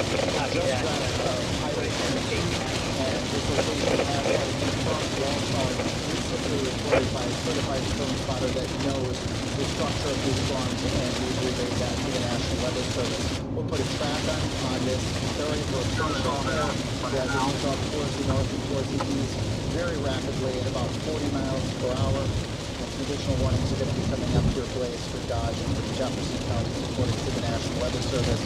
This area of rotation and also strong, potentially destructive downburst winds is going to go on towards the north and towards the east. This is going to bring us into Buffalo here, 511. We've got severe thunderstorm warnings on the cluster of storms down there by Quad Cities as well. I'm kind of keeping an eye on those. Some of our wildlife reserve areas as we head closer to the 5:30 hour. I don't want to dismiss the storm that's going on in Dade County, which is actually showing a little bit of structure. We have another storm that is currently lying right now behind me. Let's take it out right now and see where they are at right now. Looks like they're heading out towards the Winona area here in the southern part of the Madison metropolitan area. This area of thunderstorms is generally to the east of Lake Winona and east of Lake Winona, but it seems to be as though these thunderstorms are starting to get their act back together here as they're going to be moving into an environment off towards the east that has been untapped this place, and I have said, meaning that humidity view of these thunderstorms. What do I mean by that here? Let's go back to Max 1.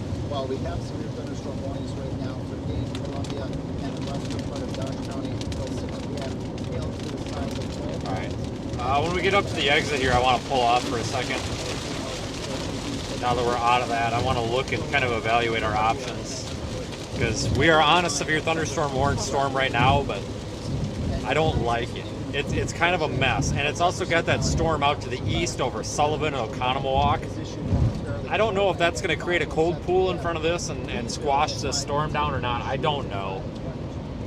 That stuff down by Stockton, southwest of Monroe, that doesn't look that exciting, but that could be something we need to watch. We also got that cluster down by Quad Cities coming up from Clinton. Just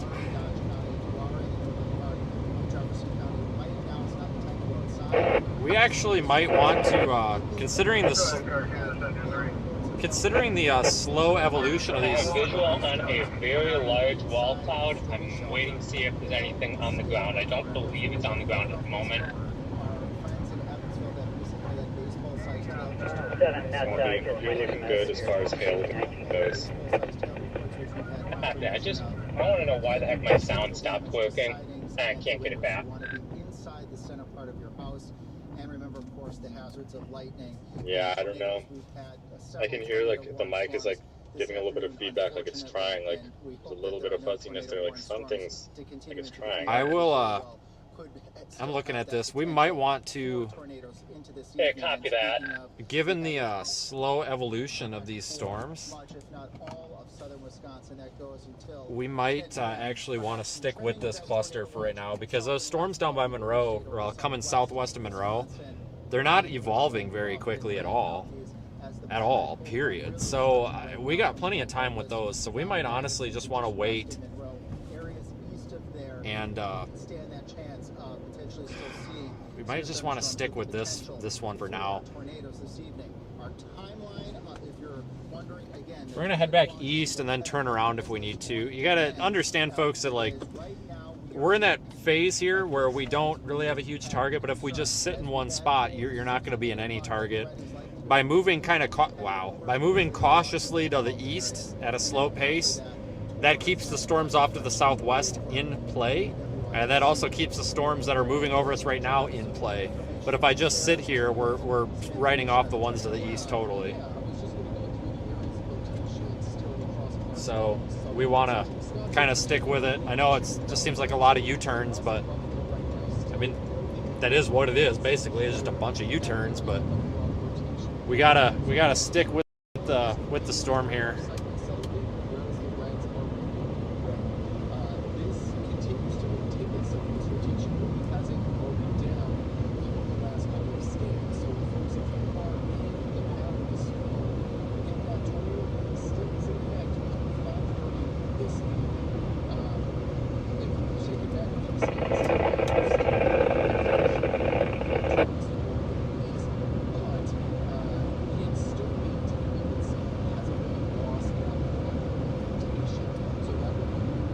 So given that, folks, we are headed slowly to the east, but monitoring that stuff to the southwest in case it intensifies. It's just not intensifying. But you know, this is moving into that air mass where nothing's happened, so there might be more fuel for these storms, but I'm not super convinced. It's just, as they're moving east, they are organizing, but they're just not as organized as you would really expect them to be. So I'm just not super convinced on them, but I'm also not so dubious that I want to give up on them. We definitely want to stick with these.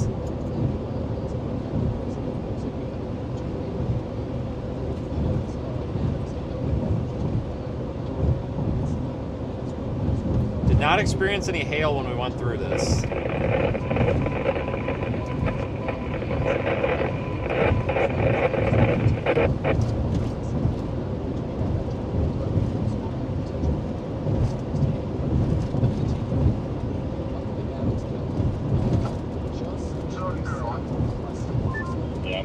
Wisconsin now is experiencing some light to moderate capping, still about 4,500 cape in south central Wisconsin. That's where the highest amount of instability is, but just about the whole state is hitting caps now.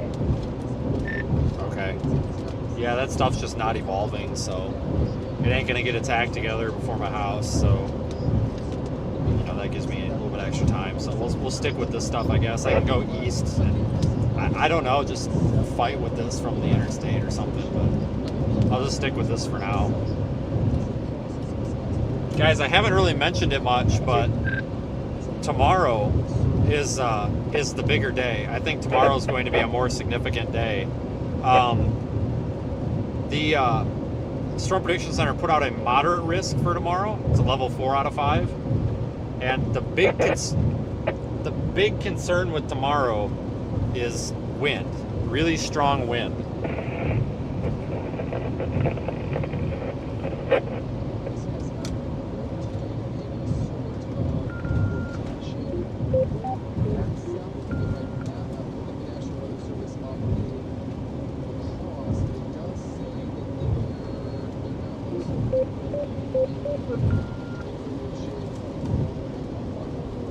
Central County, North Central Wisconsin, Northern Adams County, and Central Wisconsin.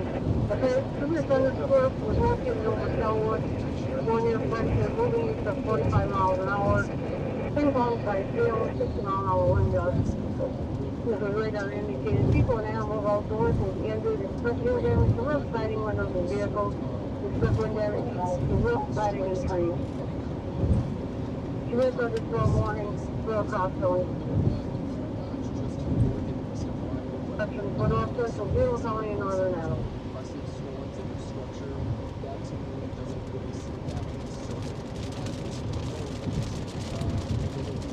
Alright guys, I think we'll continue with this. Let me see if I can get you a better view on the roof camera.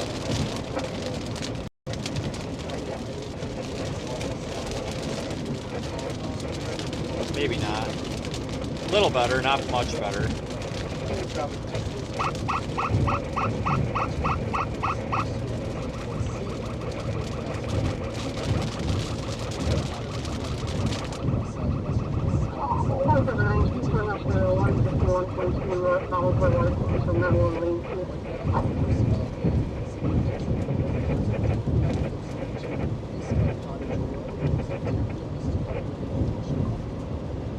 So, yeah, we want to stick with this one for just a little bit, guys.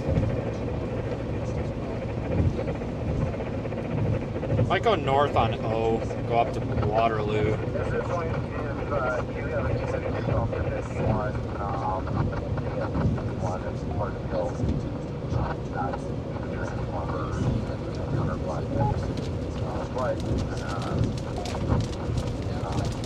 Signs are down on the highway that are supposed to prevent traffic from flowing on.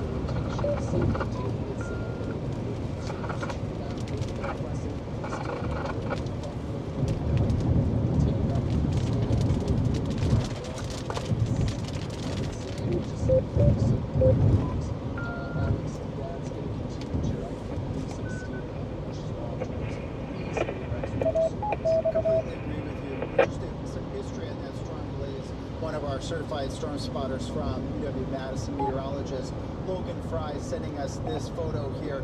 This is of that wall cloud that when that storm restructured near the Portage area, near the Partyville area, you see that lowering here in the distance. That is that rotating part of that supercell thunderstorm that was in the Portage area approximately 20-25 minutes ago. That has now since moved up into Marquette and Green Lake counties, and as Blaze was mentioning, at least our wind tracker tool is hopefully giving us some good news that that cell may be on the weakening mode. Of course, we want you to send us our photos. We appreciate you helping us show the weather. All right, guys, I don't really see a whole lot here to write home about, but the WX9 WIS. hold on. So we are still under a tornado watch until 10 p.m. this evening. However, it seems like the initial and perhaps the main event has passed at this time. We'll have to wait. There still is a tornado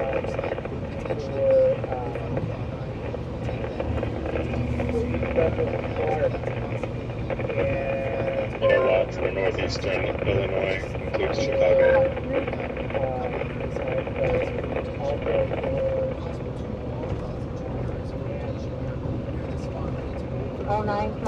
It looks like, hold on guys, I got a lot of stuff going on in here. Is that a wall clock? No.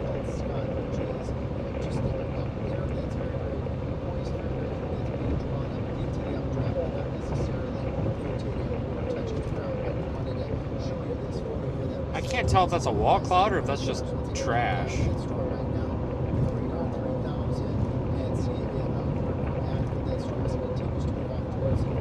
So that's the difference between me and a lot of folks, guys. If I don't know what it is, I'm going to tell you I don't know what it is. And I don't know if that's a wall cloud or not, because I can't tell if it's just a low-hanging cloud underneath the base of that. A wall cloud's going to be associated underneath the updraft of a storm, but that almost looks like it might be a developing wall cloud. And it's in the right spot, because if you look on Radar Omega, guys, again, that's our official app partner here with Project Weather Eyes. Radar Omega, go download it today. Sorry, that sounded like a total advertisement. I didn't mean it to, but that's where you guys can find us in these Project Weather Eye live streams. It's the Radar Omega application. But if you go take a look in there and you look at the MKX or the Sullivan Milwaukee radar site, and you look right over Waterloo, which is just off to my north, maybe 5 miles, you'll see it looks like it's starting to get an inflow notch. And it's associated with that lowering there, so we may have a developing wall cloud here in the Waterloo area. So let's keep our eyes peeled on this.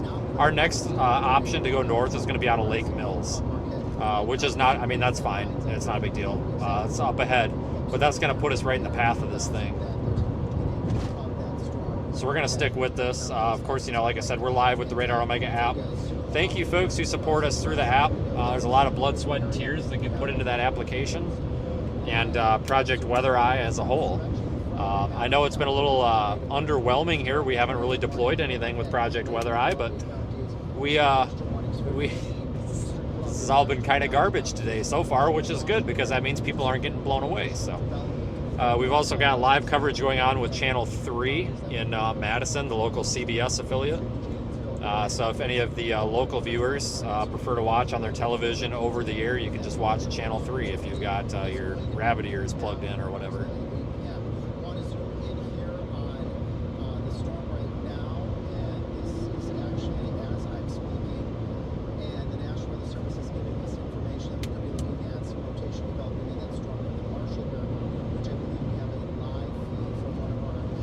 storm spotters. We'll take that in just a moment here. We are looking at, this is the potential for rotation very near the Marshall area. This is news people are talking about weather services relaying. I'm concerned about this storm here that we're on. So I think we're on the money here with this being a low cloud. This is a classic supercell thunderstorm that you're looking at. Yeah, it looks like you found the right storm. I want to stay on this here for a while. If we can take this also perhaps in the larger monitor, the 3x3 monitor, I can explain what we're seeing here. Marshall, if you're near Marshall, and I'll put this as part of Dodge County, Morrison Field, the Waterloo area, get a little bit larger of a track on this as it moves off towards the north and towards the east. Waterloo at 5:25. Storm motion as of right now is 45 miles per hour to the north-northeast. And then also Fireman's Park at 5:48 p.m. We'll be looking at rotation. So what you're seeing here is a supercell, classic supercell thunderstorm. These are the storms that you typically We're going to be see moving north out in the Great Plains, Kansas, out of Lake Mills, Oklahoma, and Texas. And what you're seeing here is a low right here. This is very likely potentially the forming of a wall cloud, or what's also news called people are just going nuts. I think they're just so happy to finally have a video of something. Like never had that before. Rotating all the way up to the very top. We're keeping a close eye on this because as it moves off towards the north and towards the east, take note here again, if we look at Max 1, it's moving into an environment now where there's not a lot of shower and thunderstorm activity, meaning it can tap back into some of that feed of moisture coming in from the south and from the east that could help feed this thunderstorm, unfortunately, causing it to potentially rotate. So we're going to be keeping very close tab on that cell, especially since we have one of our certified storm spotters on that cell. And I'm going to look and see if our wind tracker tool substantiates some of that rotation. It's overall broad. I don't see any tight rotation. And hey, this probably looks familiar with you folks, right? Oh shit, car coming. Oh, Jesus. Don't get in the car wreck. Looks like Aiden got his sound worked out. Nice. I don't even know what I did. I tried all the normal stuff and nothing worked, so I just started mashing buttons and suddenly it worked. Dude, at least your weren't claiming your camera was broken all day, but it was fine. You're just hitting the wrong button.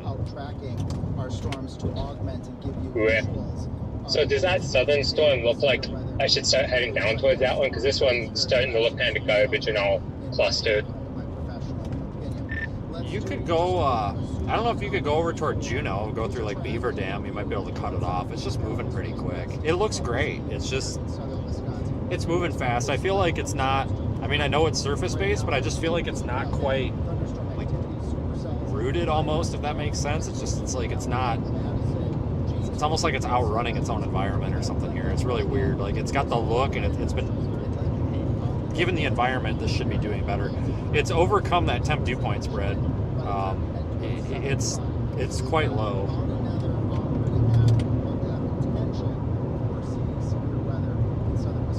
Alright, I might start heading towards like Waupun or something if it's heading that quick. Yeah, I was just about to recommend that to you. That's where Dan's going, and I think it's a really good idea. LCLs in this general area are about like 1,000, so it's doable. Stupid trees. Come on, trees.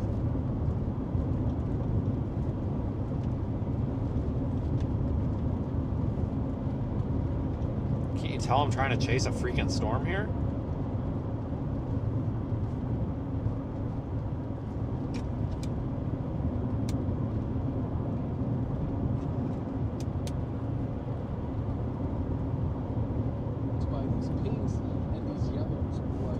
Yeah, the storms over going toward Monroe are definitely trash. I agree. I'm glad we wrote those off. I thought they were going to be going nuts here for a bit.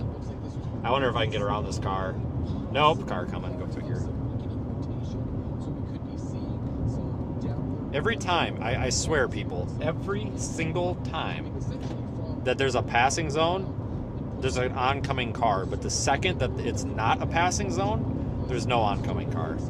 Every single time.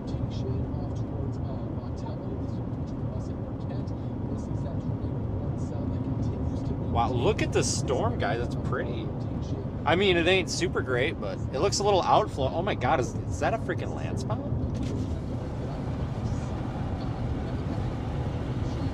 Hold on a minute. No, it's not. I think it's the leading edge of the rain foot. I, honest to God, it looked like a translucent land spout. But I think it's just the forward edge of that rain foot. So like I said, guys, if I don't know what it is, I'm going to tell you I don't know what it is, because it doesn't matter how good you are at this. You're going to look at the storm, and there's a 50% chance you're going to be like, I don't know what that is, until you get closer.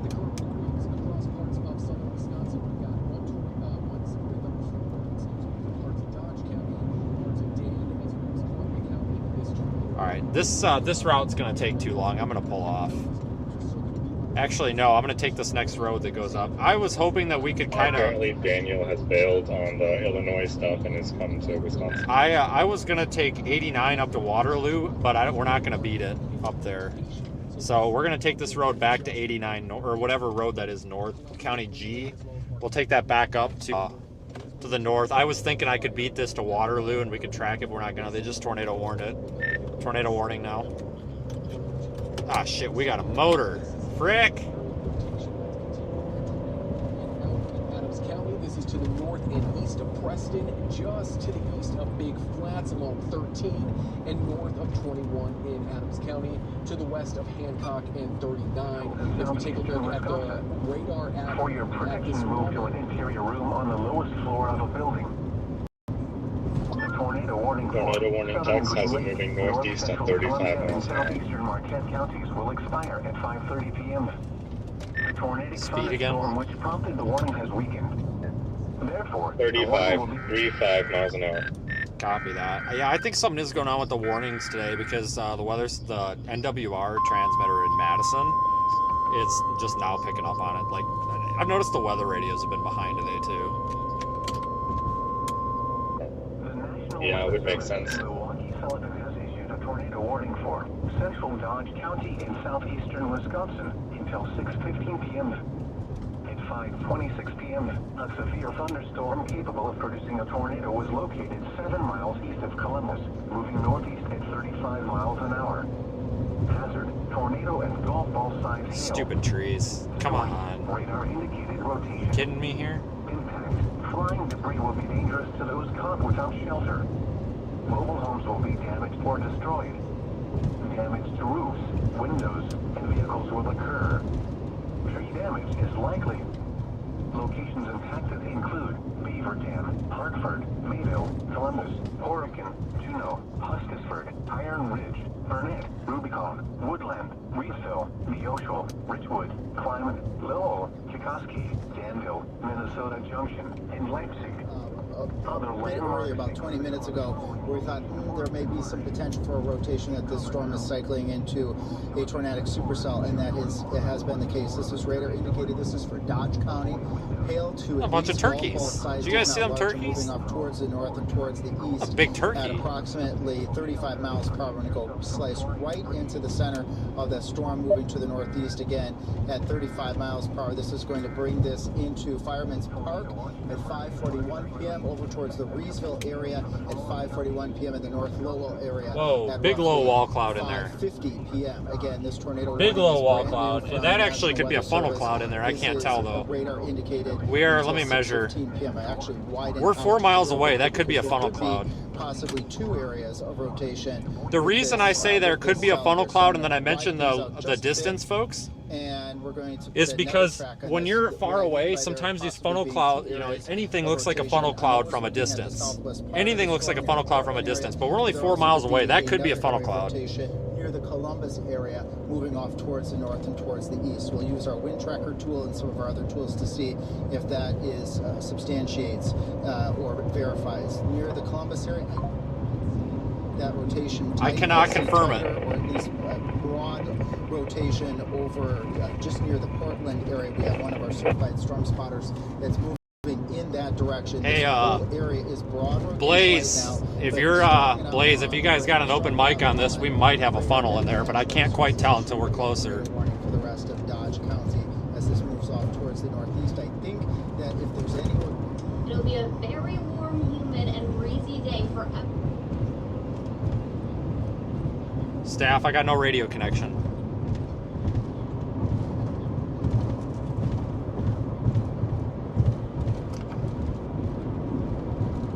Car radios does not have a connection right now. Sorry, we may have a funnel cloud in here. Hayden, for your knowledge as well. Cannot quite confirm it. Oh, but I think we may have one in here. Copy, understood.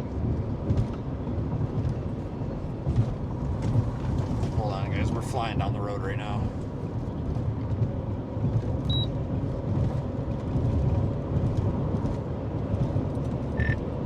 How's velocity look on this thing? Is it still trash? I mean, it's looked like trash this whole time, but is it still trash?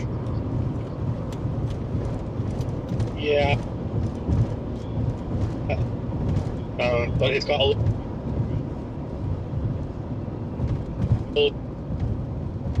looks about, it's not as broad as before. It still doesn't look like there's something happening right now, but it's possible.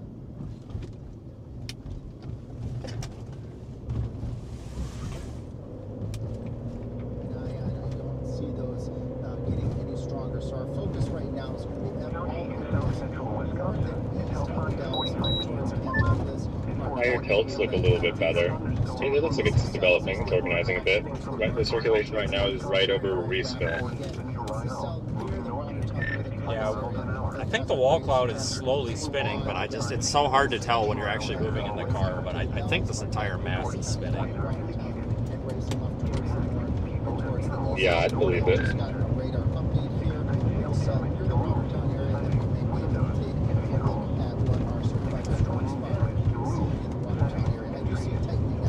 Oh, shit.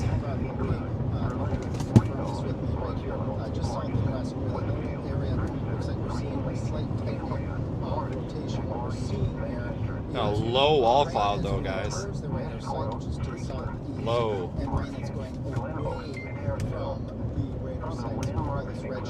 Very low. Are you kidding me? SD card full? Aren't you? Gotta be kidding me right now. No freaking way, man. Alright, delete.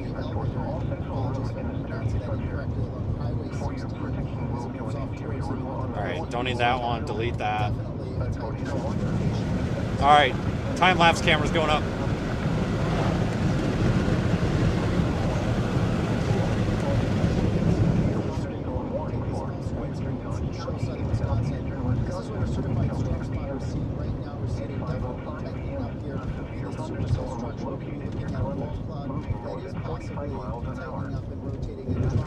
Guys, I'm going to go ahead and recommend, if you are a local person in Madison, that you, if you've only got one screen, you should probably be watching like Channel 3 on your local TV, Channel 3, the CBS station.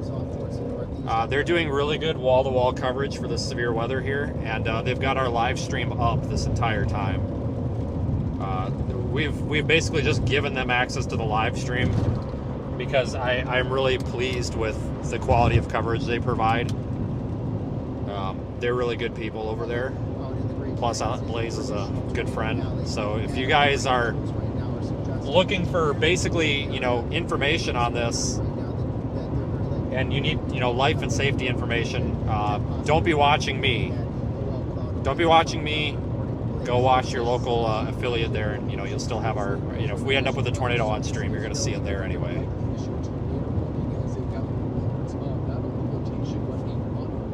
that area, so that would be in northeastern Columbia County. Again, I've taken it into that area that they're noting. So County Road EF, Friesland, as well as County Road F and County Road P, Randolph as well. Looks like Aiden's a tornado magnet today, or tornado warning magnet. Cambria, National Weather Service likely going to be issuing a new tornado warning for that area, as they are getting reports of not only rotation but a funnel cloud as well. So again, it looks like this is likely the area where that rotation is trying to get itself together just to the west of Cambria, Friesland, F, and I apologize, the moment that is going to so folks, in this or 13 miles west of Walton, moving northeast at 35 miles an hour. Of your house, if you Tornado don't have and a golf ball basement, size the hail. basement is going to be your Source: ultimate weather safe spotters space. reported funnel Otherwise, you cloud. need to be in the lowest level. A funnel cloud was reported east of Cambria. Of your house. Funnel cloud up there on by Cambria. It's, I believe, the northern warning. Mobile homes will be damaged or destroyed. Damage to roofs, windows, and vehicles will occur. Tree damage is likely. Locations affected include Walton, Randolph, Murchison, Oakfield. Just crossed into the tornado warning. Reports from the National Weather Service that they've had rotation as well as Keep cover now. Move to a basement or an interior room on the lowest floor of a sturdy building. Avoid windows. If you are outdoors, in a mobile home, or in a vehicle, move to the closest substantial shelter and protect yourself from flying debris.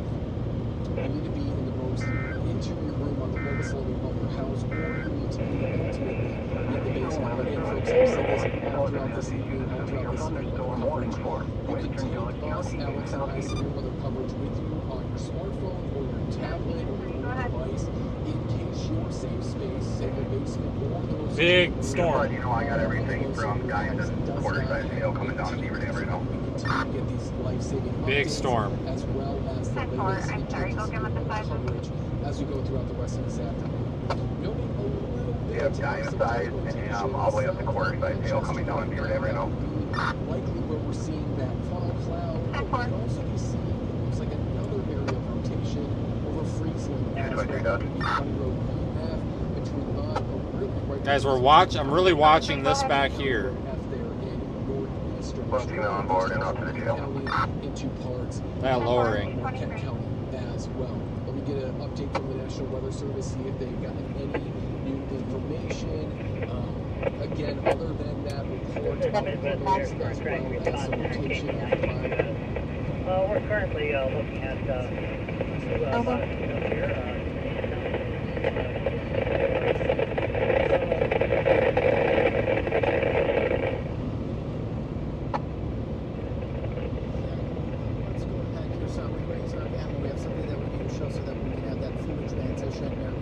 Let's take full screen. We also have hail over here. Is near the low area right now, and what we're seeing right here is a shelf cloud, which is a part of the supercell thunderstorm. If you take note off towards the far left, we're going to get good job, guys. A bit here. It does look like in the southwest part of this thunderstorm that we are looking at maybe the potential of a wall cloud developing. Had plenty of experience with this tracking and chasing supercell thunderstorm. Kansas, that what we're seeing here is that structure. Here we go to the left. Wow, to the excellent left of that work, farm, guys. That we're keeping an eye on in what's called that rain-free base, where you kind of start to see that the clouds. See, this is actually why I'm pleased, because I'm listening to Channel 3 doing their live coverage in the background, and they're that's what they're looking at. They're nice doing live coverage right now. So what we're seeing here in the first round weather team, our certified storm spotters are seeing. They're doing very nice coverage. I'm actually really impressed because the local stations in Madison typically don't get live video because they don't have like their chasers or anything. This isn't like Oklahoma. We get tornadoes and we get severe weather, but it's not an industry like it is out there.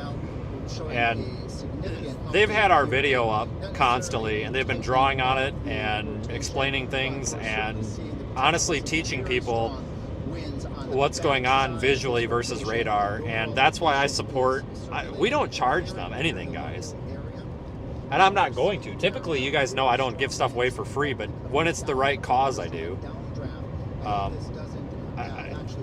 They're not going to be able to pay for it. They're a local CBS affiliate. Their producers aren't going to give them a budget. I have no problem giving it to them because it's number one, this is our home area, but number two, the quality of the coverage these guys are doing is rivaling what is oftentimes seen in Oklahoma, Texas. I mean, this is some of the better severe weather coverage that I've probably ever.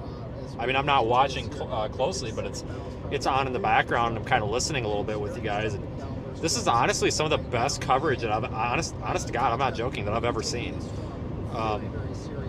They're not just sitting there staring at the radar. They're showing, what does what, and this. these guys are doing a fantastic job. I mean, honestly, I drive all over the country and live stream all over the country, guys, and I see a lot of wall-to-wall severe coverage, and this is by far the best right now. I am seriously impressed with these guys. This is fantastic. So, you know, if you guys are local to Madison, if you've only got one screen and you're watching me on your screen, just shut me off, okay? Because if you're trying to make life and safety decisions, I can't make those for you because we're not watching radar close enough. Obviously, I'm focused on my storm. But if you guys need life and safety information, but you kind of want to watch what's happening here, just guys, just watch Channel 3. Just get it over the air or on their website. They're doing a great job. And if we get a tornado, they're going to show you the tornado anyway. This is why I don't work with, like, national news, though, like, because Fox Weather, they were a very terrible place. Just all about money and milking people and how much money and this and that. But you go to these, I have no problem working with these local news stations because these local stations truly do care about, like, well, unless you're Channel Wine. But these people really do care about the viewers, you know? It's different. You know what I'm saying?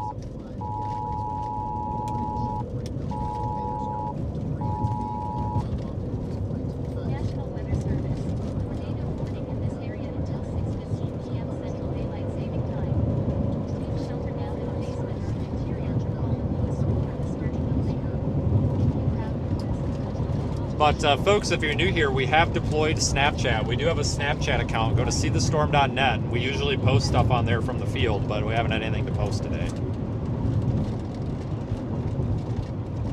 I mean, this has been kind of dry. It's been kind of a wash. Oh, this has really been kind of a wash. What a turd. Freaking turd sandwich here. Hold on here. Has the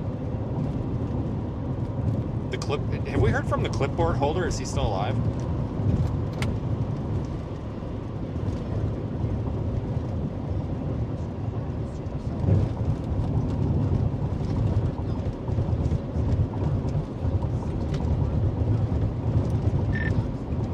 Concern is growing.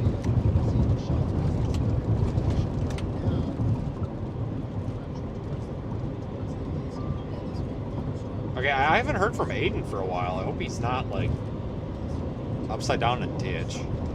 He probably would have told us if he was upside down in a ditch. I hope. There may be a TDS signature near Lowell, and so it's good. He's just driving along. This is a Weather Service now saying TDS up by Lowell. Is he about to get smoked by a tornado? Is a tornado picking up and pushing into the atmosphere? Nah, I'm good. Objects that are not rain. And this might be it right here. Okay, they're talking about a TDS possibly popping on radar. But be near you, I think. A few scans ago, this was not there. And if the National Weather Service is noting interesting. Signature near the Lowell area, which is Weird, yeah, I don't see anything like that, but I don't know if they could be ahead of it. It sounds like freezing storm has a well-defined raw cloud area that was at 5:31, so about 2 minutes ago. This could very well be a little bit of that. And so if I take this back a few scans, we're requesting one for calling in, one to call in for Beaver Dam Fire. Looks like possibly we're going to get that degree signature right here north of Mayville. Alex, I'm going to change my batteries. I don't know if you're able to take on over.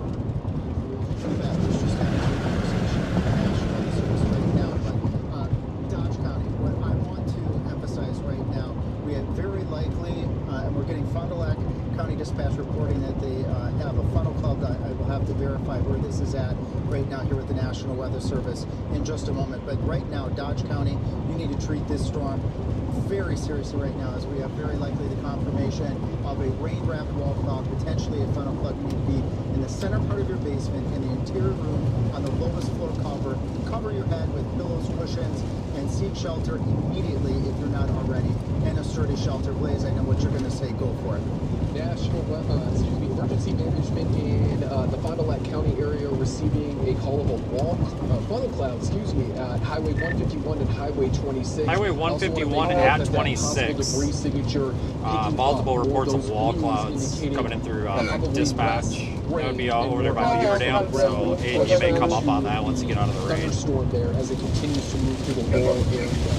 This is our Copy that. I'll have to look at reflectivity and radar to see where I'd be looking. Over there, basically, well, 151 and 26. 26 means 151 between Waupun and Beaver Dam, so I'd be off to the east. Off to the east, not off to my north. Chest. For my down here. It's like rain wrapped, it's not where it should be, but I'm talking about the one, I didn't know if you were sticking with that one. I'm talking about the one I thought you were going to, which is the Beaver Dam one. Oh, copy that. I'm still en route to that one. I actually haven't had to detour at all, but I just so happen to be getting good real estate 20th. 151 and 26 comes together at that fork, just a couple miles south of Blockman. I got an ex-girlfriend from a long time ago that lives at that intersection, and she can... Never mind, that's not appropriate. I was gonna say... Hold on. I was gonna say, if it was gonna drop one, it'd be a hell of a place to drop one, but that was really mean. She wasn't very nice.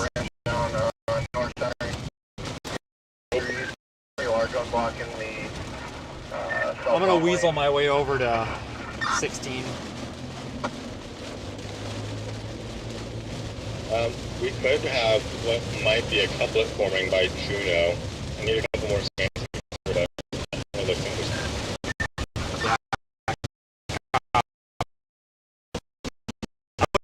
Because sometimes when these people call this stuff in, they say where they're at, not where they think it is, you know.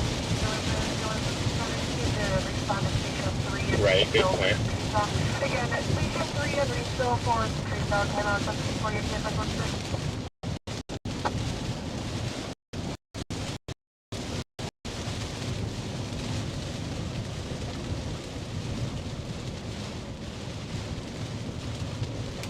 See anything on the roof camera? Wants to respond as well? No, just stand by for now. I'll let you know in just a minute. 27. Fire department's going to sit on this down wire until we introduce it here. 10-4-2-27.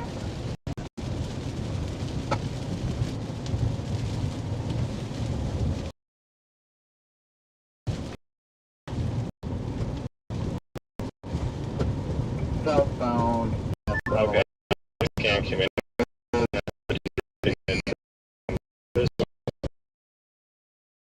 Okay. So maybe get up there to, do you see Highway 60? It goes east to Hertzford or something? Maybe that would be a good option for me here. 26 north to 60 and east. Alright, so we got a confirmed tornado by Juno potentially? Yeah, that looks good. Copy that. I have current location and GPS set to Lamira. Confirmed tornado over Juno.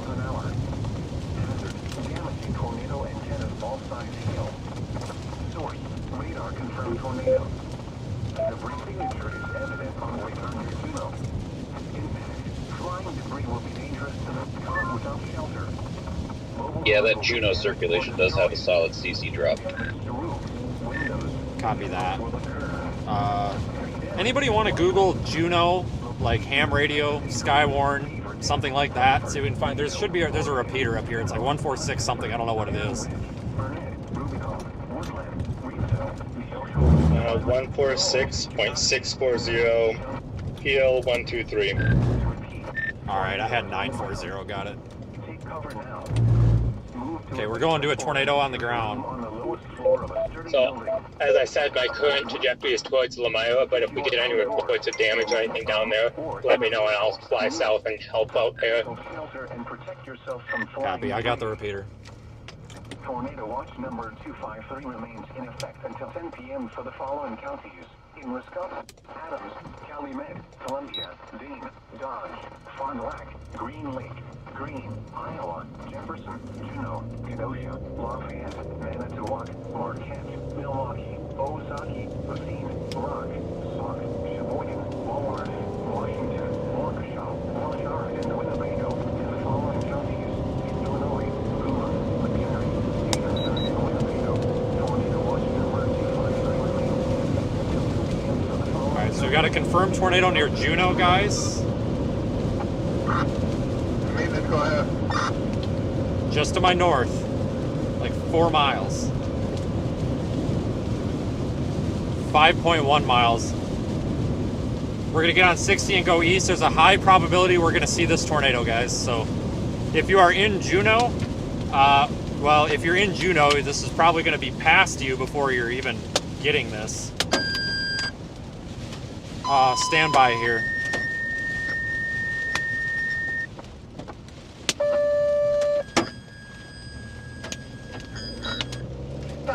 Office taking Juneau EMS 210 fire, burnout, fire, work on fire unit at W6499 Hillcrest Road. Again, W6499 Hillcrest Road, crossroads of County Road W. William. For a house that was hit by a tornado. Stand by, we're getting reports of houses hit. In the basement. There are trees down, they snapped off. The roof is half gone. The father-in-law is outside in a truck. He does smell some smoke. Not sure where it is coming from, but they do smell burning. No one is injured. Time up M252K by work site. Alright, so there have been houses hit by this tornado. It's coming across the radio right now, out by Juneau there, so this is definitely doing damage still.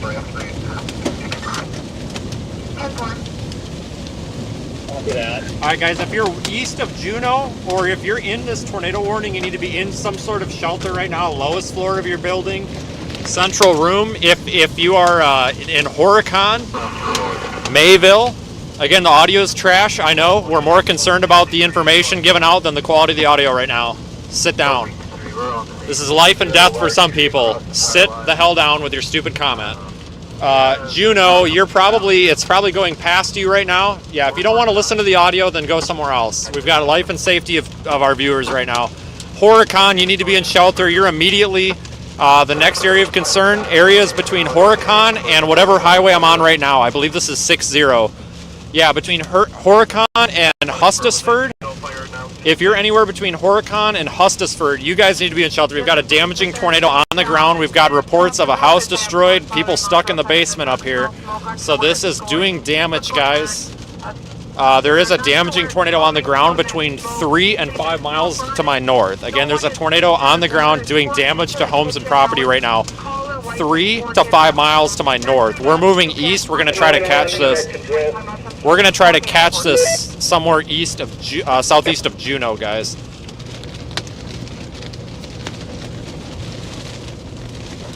Station calling net control.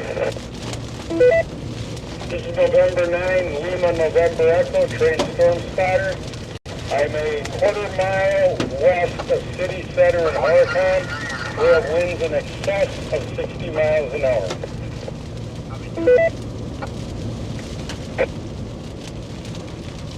Estimated. You guys able to help me track where the CC, even if it's not there where it was going, is it moving due northeast or is it starting to move a little east now?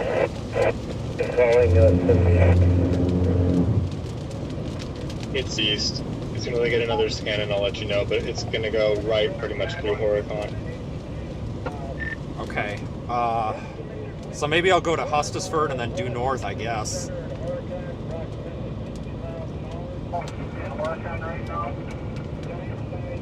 If you're in Horicon or you're near Horicon or you know anybody that lives there, take action right now.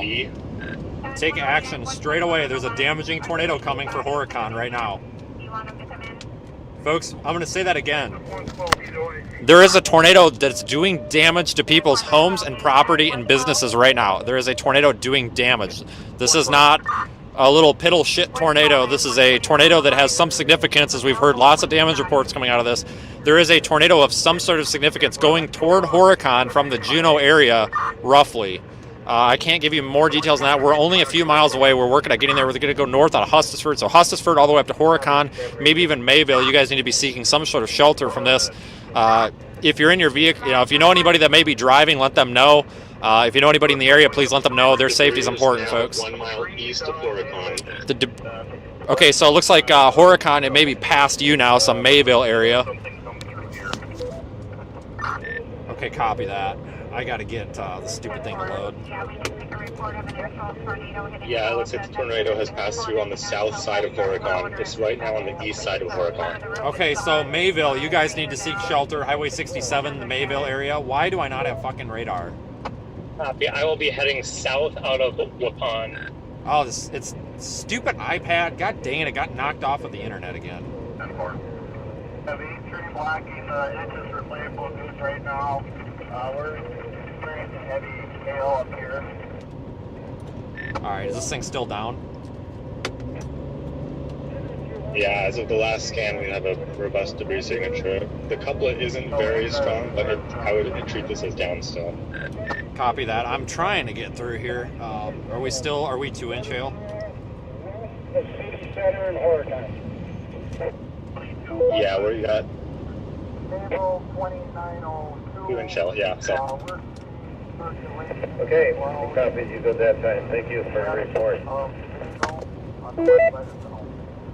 Adding on to that report, I know it's not severe criteria. Alright, I gotta get around these folks, guys. Alright, I think I got a passing zone. Can you repeat your location? I want to see if it matches up with any of the ones I already have. We have power poles down at 26 feet. Alright, we're just gonna turn here. So I'm right here in Juneau, right on North Main Street. Power line across Main Street. Let's do a page for all Eastern to get them in right away. And let's stand by. I'll figure out something with traffic control. Alright, Mayville, you are of my most concern right now. We are about 10 minutes from Mayville.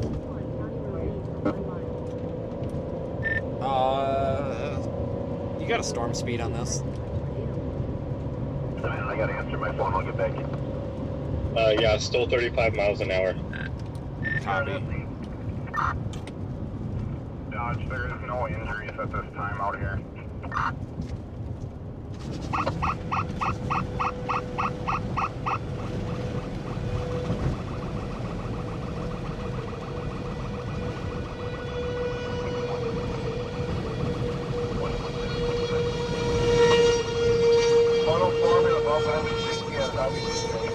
Funnel cloud forming above Highway 60. I'm getting reports of. I don't know if that's accurate or not, but I don't know if there's something forming on the south side now or not, Aiden. Copy. Later scan showing a fallout pattern. Debris is spread out. It looks like it may be lifting, but Copy that. I think it was an ambulance that I just passed back there. So I don't know if that's legit or not. I can't see behind me.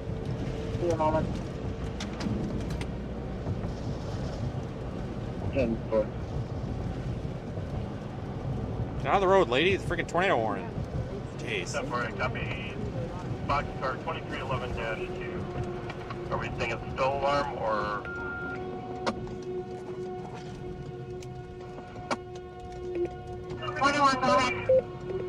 Let's do a page for all available patrol staff to report to duty immediately. Yeah, let's just do all available right now to report to duty.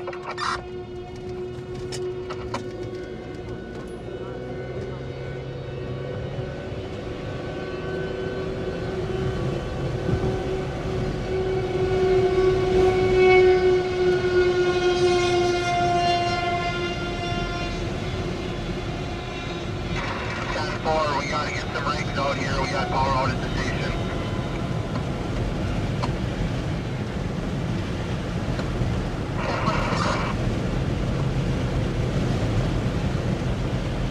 From the Village Hall to 245 Park Lane, 245 Park Lane.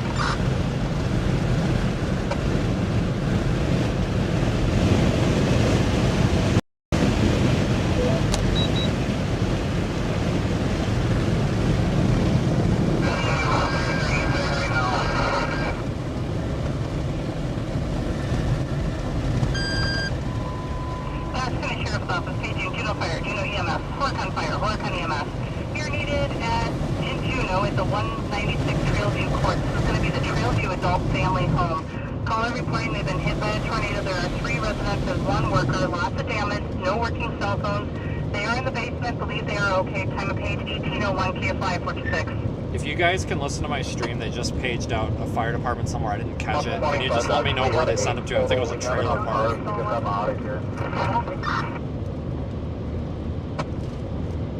125, I apologize. You said you do have enough cars? Affirmative. 10-4. EM3 Dodge.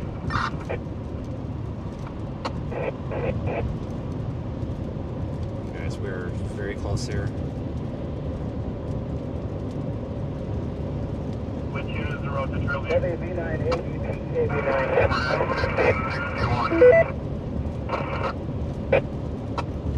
I couldn't make out the exact address, but it was on Trailview Court.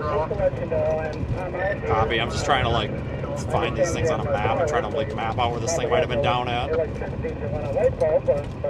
Copy. 196 Trailview Court in your GPS.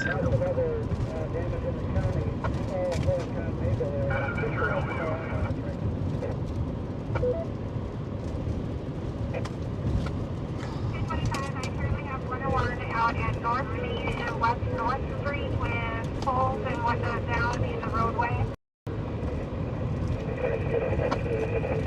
Copy. I'll keep a close eye on this. It looks like it's not that far away. It's basically up to the north here, and then it's like straight back west on County S. Sam. So it looks like it was just due flat between Juneau and like this Iron Ridge on the map up here, maybe. Looks like maybe right around County S. So it looks like we've got probably a pretty obvious damage path, I would assume. Yeah, that checks out with what I'm seeing on radar. Mayville, you've got a CC drop. Mayville, you might have been hit. I think Mayville just got hit. Oh, it did. We have a new debris signature, is what I was about to say. It's down on the ground in Mayville. Copy. En route to Mayville. There's not going to be much fire response up there. They just did a mutual aid box for everybody basically up there to come down to Juneau. So I imagine they're going to have to cancel the box and send everybody back up that way, but there's not going to be much for mutual aid up there because they're already coming to Juneau. And in fact, they might have. I hope nobody drove through the path of this. I'm going to just go north on 67. That'll keep us in play for it. Copy. Latest warning has the speed increased to 45 miles an hour, 37 knots, and 2-inch hail.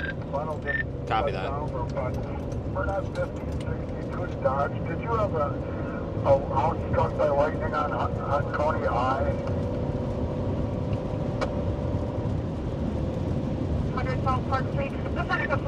I'm going to disregard the hail risk right now. I just don't see a whole lot of signs of hail in the thing.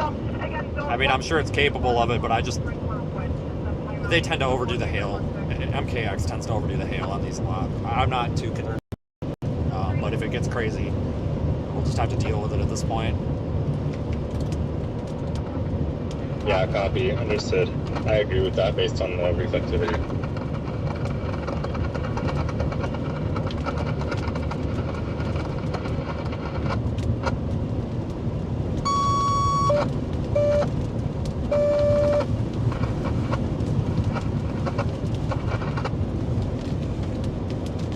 I'm concerned that Mayville may have been hit by a tornado. We're headed that way. Let me focus on this, guys. I think Mayville just got hit by a tornado.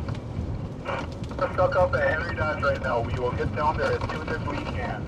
Okay, they're also saying, I forgot to relay, maybe for Aiden's sake, coming into the area, there's significant issues with cell phone reception apparently due to the storm, so we may be having issues up here unrelated. Aiden, if you're monitoring, if the radio goes down, I got 439, 750 on still. 5 per minute. Copy that. 439, 750. We have debris across the road on Pleasant Street by the house, by the high school.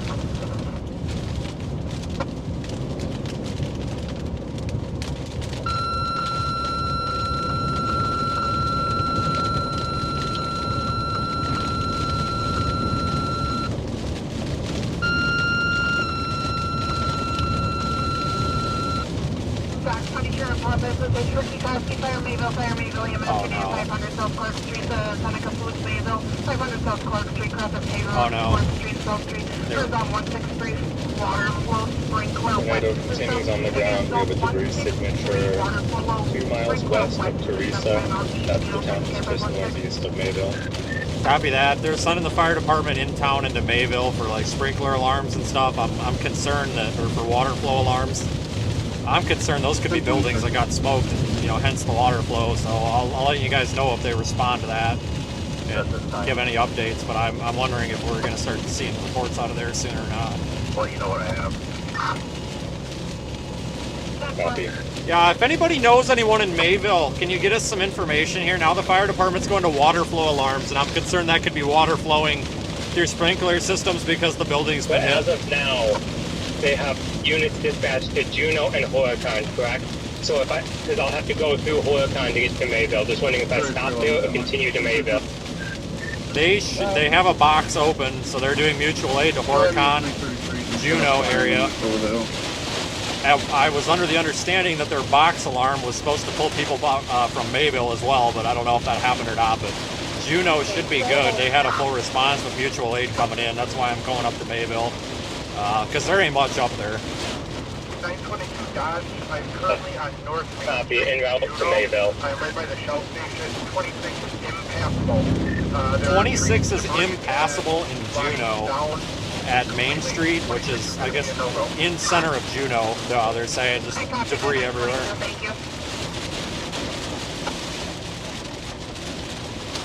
In Juneau, it's 101 at this point. Security here. I'm a little bit concerned that we're about to come up on a bad situation up here given that debris signature. If I go dark or anything, we're losing cell. I've already lost AT&T and T-Mobile. Verizon's hanging in there in Starlink, but I'm not going to have a whole lot of comms. Okay.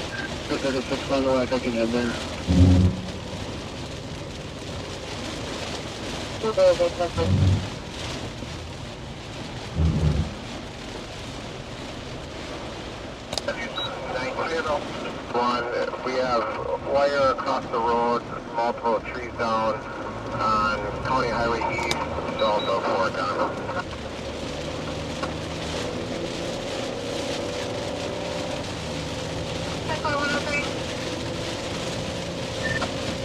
For your information, Aiden, I think you said you were going through Horicon. County E. Edward, near Horicon, has a bunch of trees down and stuff.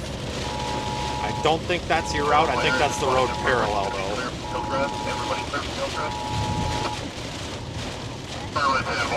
Copy that.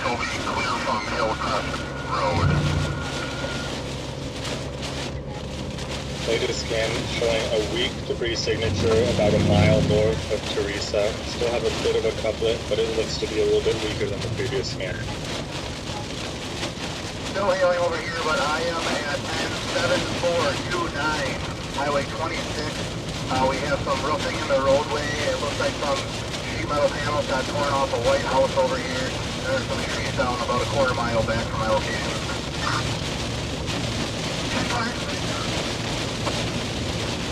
101 EM3. Go ahead. I would like you to go get incident command, take it over to Dodge 1 and help get that set up so we have a place we can start coordinating. Copy, on my way to get incident command. Make it up to Hillcrest, That report in the chat about the high school is legitimate. I'm getting messages on my phone. I'm part of a Mavis team in this state for severe weather response. The division chief or whatever is talking about. I'm getting messages to ask to confirm some of this stuff. So I believe, but I believe the high school report is legit. I won't repeat it until I know for sure, but I think that is legit. Okay, I'll be looking for any more information on that. Basically, they just said it was hit. There ain't much in Mayville. I think I know where the high school is. It's like four roads and a stop sign. Oregon near Dexter Road. Multiple trees down.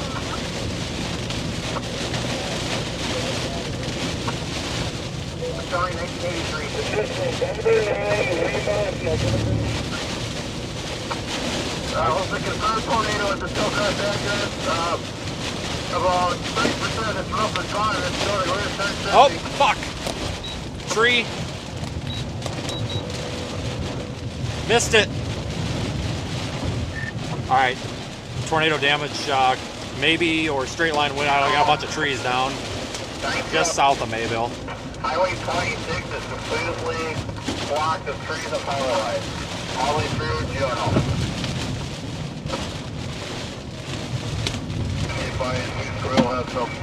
Yeah, we got a tornado. We got tornado damage here in town. It looks like it could be moderate. I'm gonna check it out.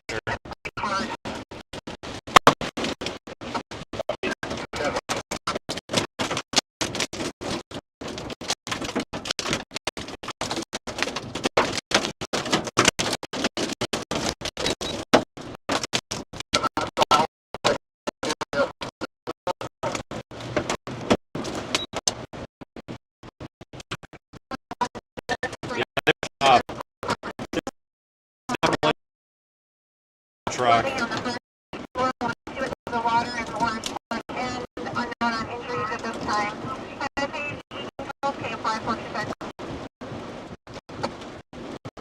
Alright, car came through there. We're gonna keep going.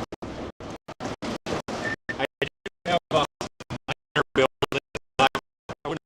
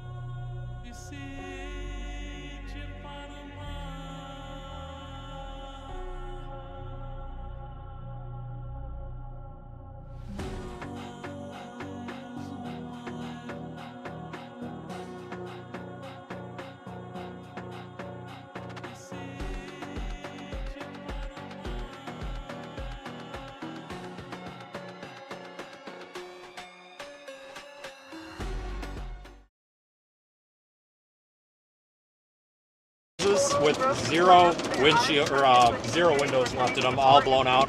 There's a bunch of building debris, but I don't know where any of the building debris came from. So I'm gonna try to find if there's something worse farther off to the west.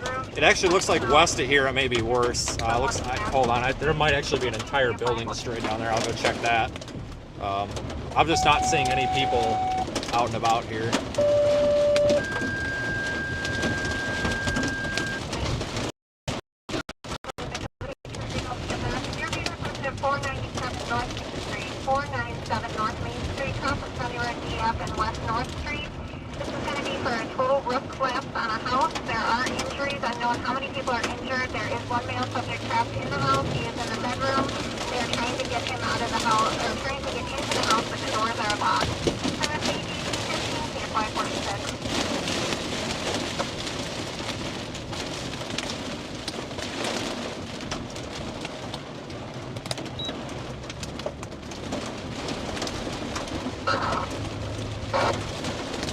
We're not fire now.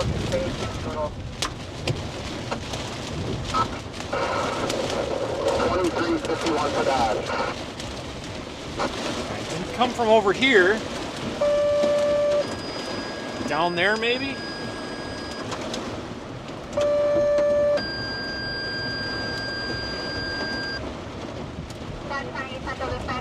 For Juno Fire, Burnett Fire, Juno EMS. You're being requested in Juno at 497 North Main Street. 497 North Main Street, Coffee County Road DF and West North Street. We have a total roof collapse at that location. Somebody is injured. We got injuries unknown how many people at this point. There is a male subject trapped in a bedroom. They're trying to get in the house and the doors are locked. Time of peak, he applied for 2 seconds. Alright, this is all, I think this is all tree debris. I don't think it's building. Oh, there is sheet metal, but I can't, guys, I can't tell. It didn't come from these houses. So where you check on, but if you check on the west, I need to go get a Dodge School. If you check on the east, I need you to go to Portage School.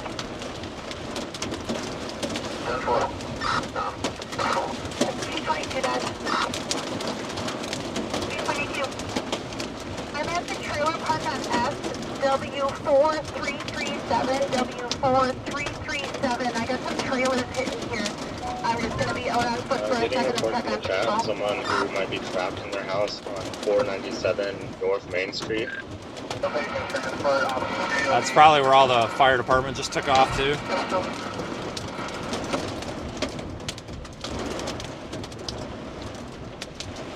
What was that? Not for you, it's something else. I just, oh my, stand by here. This, I might have just found something significant. I can't tell though. 51 is backing around to the Juno call. Be advised there's a Spectrum I'm at line down at Degner, David Edward George, Nora Edward Robert, and Rudisburg, R-U-E, or Robert Union Edward, David Edward, Boyce, Union, Sam, Charles, Henry, however the hell you say that. We might have significant damage over here. It looks like there's a part of a roof up in a tree. I'm trying to get to it.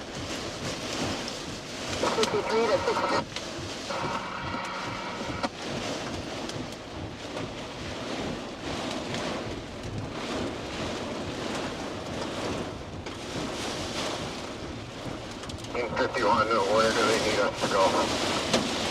1951, is that you coming in Juno right now on the north end?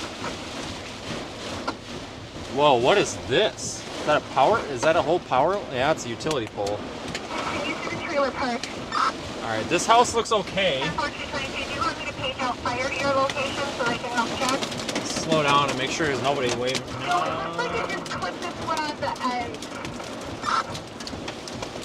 I think they're all right here. I don't see any. I don't see any major damage to that house. However, this house, is that a roof? No, that's a tarp. All right, disregard on the roof. That's a very large tarp. You're going on duty. If you are, go to Dodge School. Next unit, go ahead.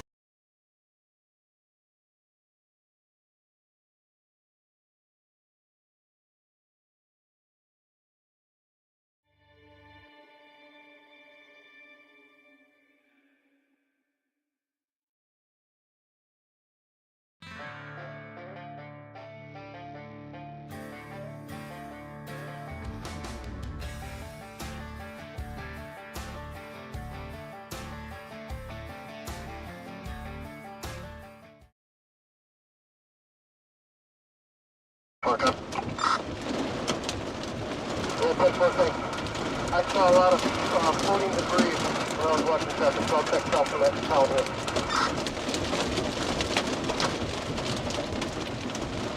I got a feeling if it's on the ground yet. That's where it's going to be helping the county is right in that area. 337, west is going.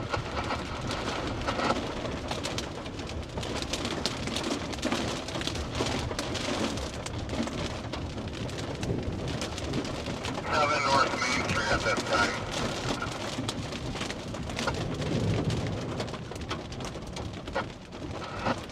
All right, guys, I just made a pass.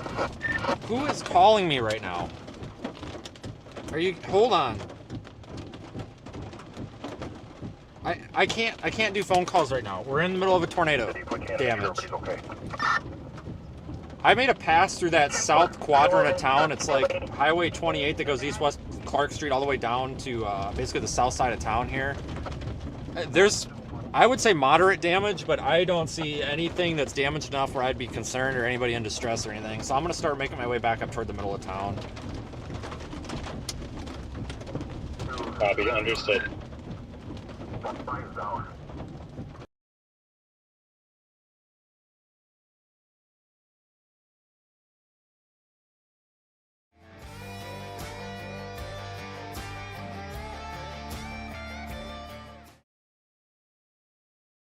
I think you'll be okay taking that route. Copy, then I'll probably do that. I haven't seen anything to indicate that. Yeah, I haven't heard anything. I think you're all right. It looks like this damage, I think the tornado might have came from the southwest, I think between 28 and 67 by what I'm gathering. And hang on, guys. I'll be out of the car. We've got major, at least there's just trees everywhere. I'll be out of the car on this one. I better check this. We better do our due diligence on this one. Copy, and yeah, just confirming most of the damage will be east 28. We have rotation near the high school. I gotta use the first.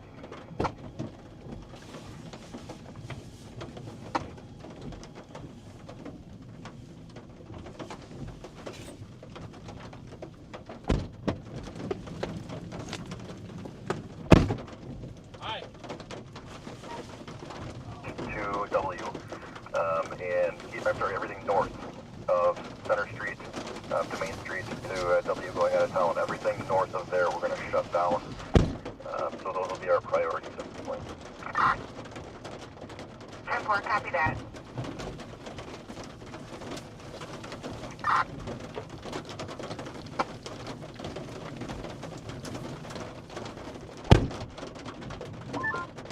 Let me know if you can copy on portable. I copy. In Mayville as well, can we add that into there too? Absolutely, I know nothing about that, so whatever they need. 10-4, Mayville's been hit hard. The report to go 15 for special time. I'll be out of the car checking, guys. You want to limit the report to station 2 for what? The EMS bag and take a walk here, just in case. There's no response at all here. Understood.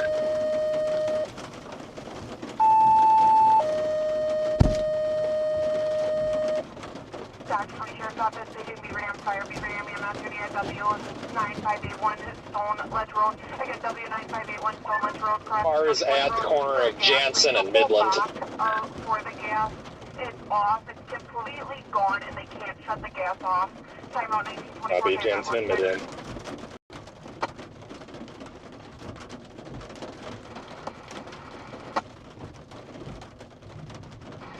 County Highway W.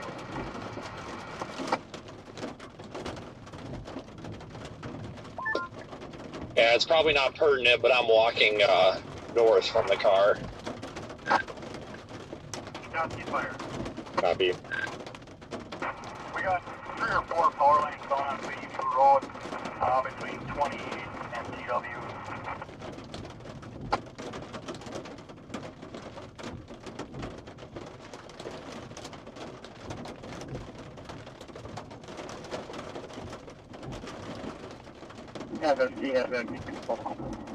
Be cleared.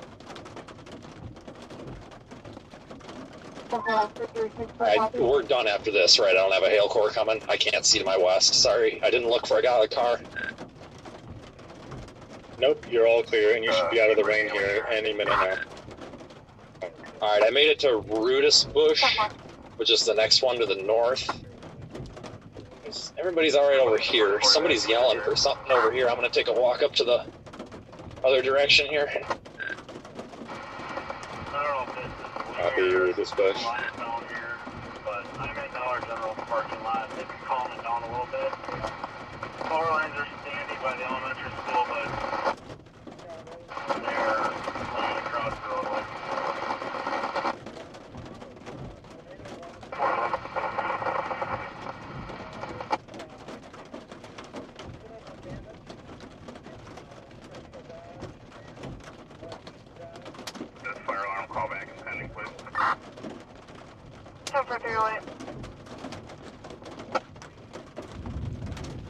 Can anyone check to see if there are any houses on Bayview Road, which is a road that connects 28 to that other road just south of it? Let me take a look. Yeah, it looks like there are a few structures down there. Copy. I'll have to try to approach from the south if it's available, because there are power lines across the road.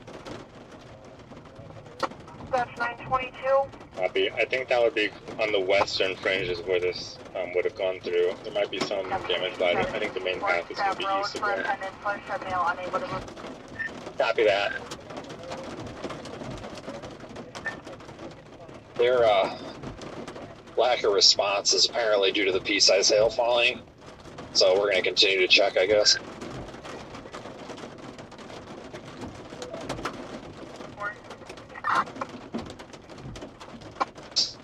I had just talked to him, that's why I say that. It's like, okay, whatever. I guess I'll just keep walking.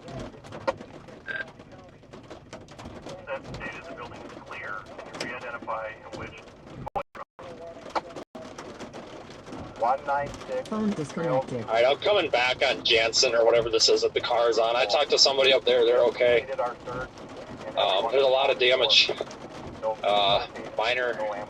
Minor building damage, pretty significant tree damage though. Garages and other things that aren't very well built are pretty much destroyed though. But everybody's coming out of the basements here and have any immediate need for assistance yet. Water is pouring in the building. Well, that's a good sign. Alliance has been notified. Simon Page, 1820, KFY 46. Involved on GW.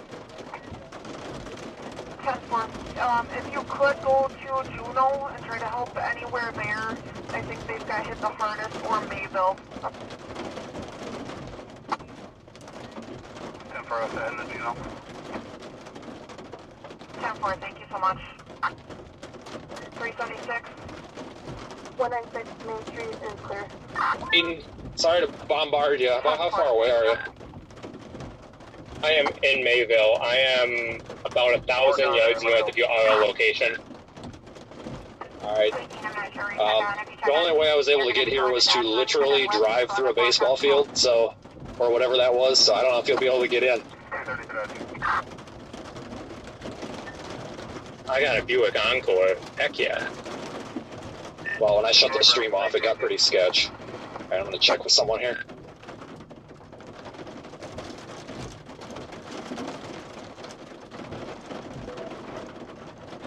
Go ahead, I'm just making my way up to 8014. Alright, this guy's good. I'm gonna take a walk back from the car. I'm at the car now. From what I was told by EMS, I guess they weren't allowed to get out of the car because of the non-existent hail. But they appreciate if somebody would check these homes. Apparently that's us, I guess. Okay, stand by. Fire department is pulling out of the fire station now. There's like 4 fire trucks all pulling out. I'm gonna see where they go. Oh yeah, you're just a spit away from me. Guys, I'm gonna walk to the west here and check behind the damaged homes. 102, 101. Looks like they're finally starting their response. Well, it wasn't them, it was the private service. I'm just like, okay. Like I said, from what the one guy told me, who's on duty, told me that it's going to be hard for any of the fire department people to get to the fire department because their houses are all screwed up, so I guess that's reasonable. Fair enough. There's a garage down here at Sites, S-E-I-T-Z Avenue, Sites, and right 5, who was it?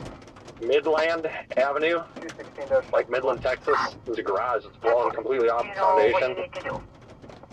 I am at Size and Midland. I'm going to go north on Midland. It's going to be toward the fire department. If you're watching that tiller truck come out of there, Aiden, I can see that from here. We're going to need some barricades from highway or township. Probably from highway from this. But tell highway be careful when going into their shop. They have been paged to come in for tornado damage. Fire's up here now on sites. They just rolled up here, so I'm gonna go back. I'm gonna try to find a... I'm just gonna walk through this person's yard. I'm gonna try to go west, because it looks like the farther west you go, the less, the more damage there is, but there's no response. Dispatch and coordinate with them up there and make assignments. Copy that. That would be fine. 10-4. Josh, just let our east side cars know. Everybody can head towards Juneau to Dodgeland at this point, unless something emergent comes up, and we'll make assignments from there.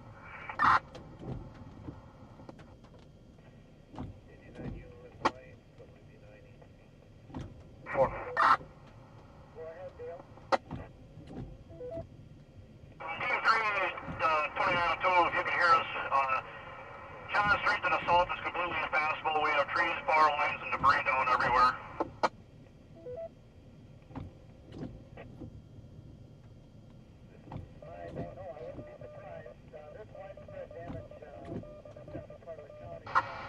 Sergeant Ellsner, can we get a wet floor sign outside of maintenance? Yep, I will put one out right when I get out of H-Pod. 10-4. Which one on H? I don't know, somebody told me there was... No, no problem. I got access here. This guy just walked me through his yard here to get around a power line. I'm going west. Okay, check on the houses. I'll give you the road name in a minute. There's no connecting road. So, I don't know, hey, now we might not even run into each other until this is over at this rate, but I have, basically from where my car is, West here, two roads west of my car has been checked. You can take care of that one. Copy. I'm north of the crossroad, north of your vehicle. Check up by Madison. Copy, this is Degner, David Edward George, Nor Edward Robert. To Mayville base. We're South Walnut. We're cleaning some debris out of the road.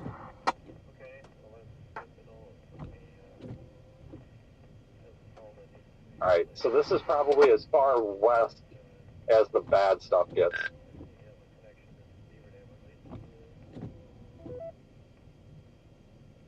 Coming from Alliance, I believe, for whoever it is, that has been reported. Juneau.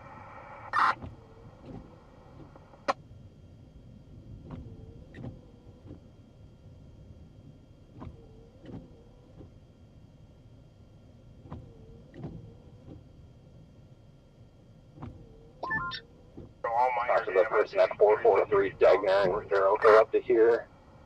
They've checked behind them as well. So, probably don't need to go any farther west, but 435 Degner. 435 Degner. Looks like right by a manufacturing facility or something is the one with the garage just blown out the foundation.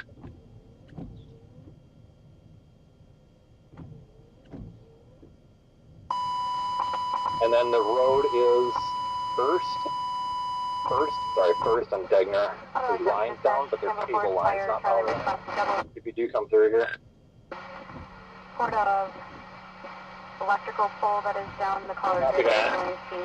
No longer does. 1734.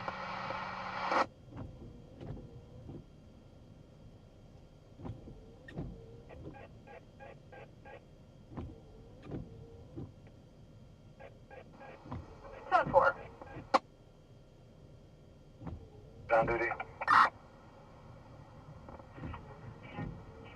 237, you check on the east. If you could go to Dodgeland School and switch over to EM5, please.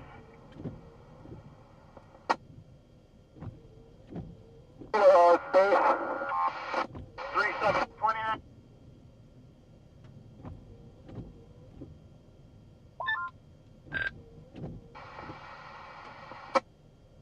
The older info is in the call.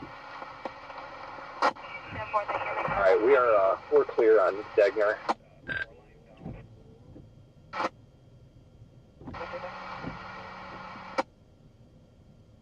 Copy that.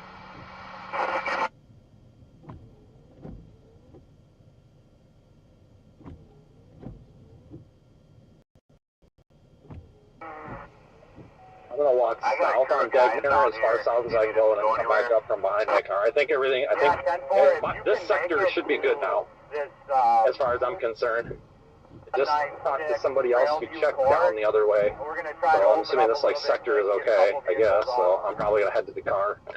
Is that in Juneau? Copy. It's the one just down from Clearview. 4, we'll be on our way.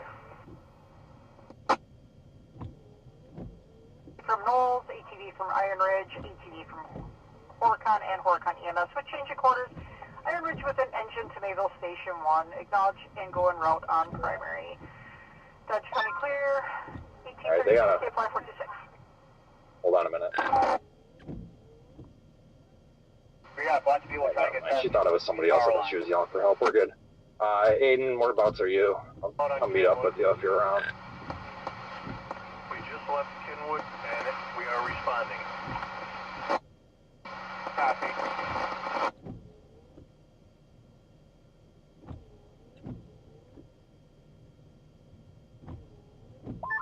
Stand by. Copy. Injuries and everybody's okay.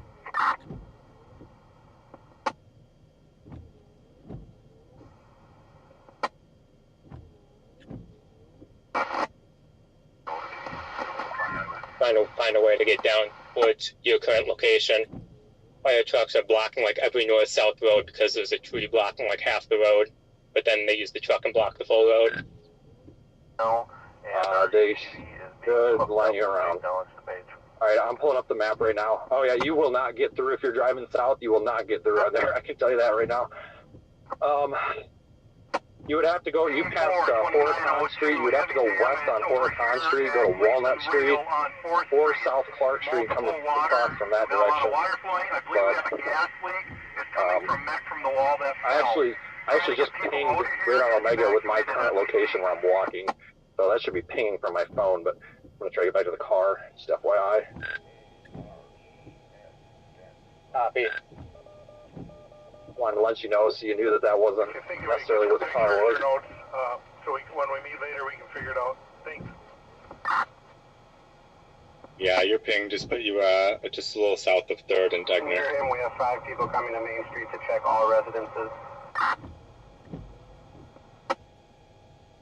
Copy. At 4th and Degner now. Yeah, this is John Street. Yeah, this would have been, I think, where I had to go through the ballpark or whatever to get around the 30. So, regardless, here's frickin' Severe Studios. All right, regardless, I will come find you, Aiden, at some point here. Slightly urgent. Copy that. No.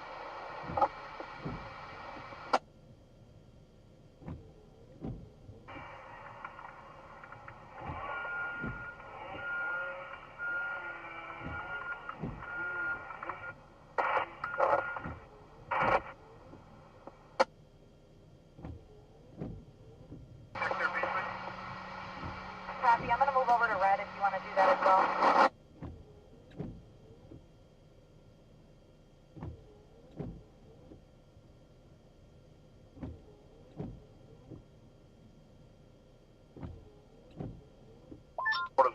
We feel like getting the chainsaw out. They might take some help. So I don't know if you want to stick around much or not, but I will. I might not be able to get my car out of here until we got these trees because I think somebody got stuck going around that other one. Copy that. I got my chainsaw and it's fueled up. Let's go near JTV en route to Mayville. Copy our JTV. Dodge County Thrust Chief en route to Mayville. Hey, I'm headed up to Juneau now, and Nate is very near to Juneau. So why don't you see what else is out there? Thanks. 10-4.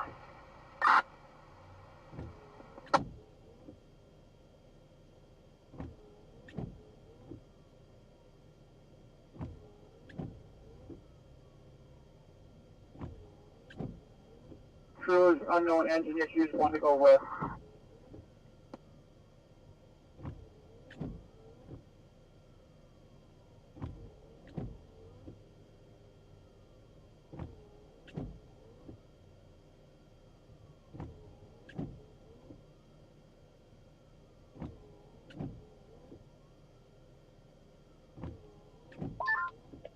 mean, for what I've seen, I can't rate this, obviously, but I would assume this was like strong EF1, I guess. I mean, this is pretty significant back here. Yeah, I would agree just from what I've seen on the stream.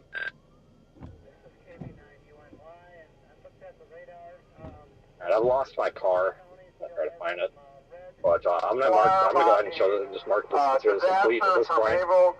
So, I hear a bunch of sirens coming into town, so they're gonna be alright.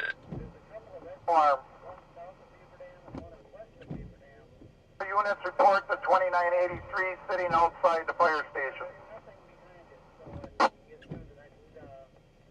The rest of EMS, you are needed at W13416, Highway 28 and 67. This is trees on fire from a power line. There is sparking. It's about 30 feet away from the residence. The power is still on at the residence. No propane tanks, no injuries. Time of page is 1842 KFI 46.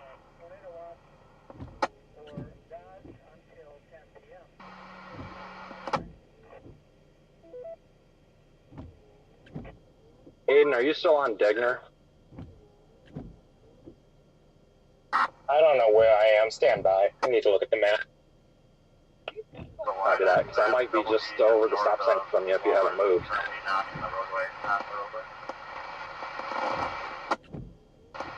Sheriff 60. Yeah, I'm at the corner of Degner and Rudabush. Copy. That's where I'm going to be here, and as I can walk past the street. As they can, there's going to be a lot of limestone all over.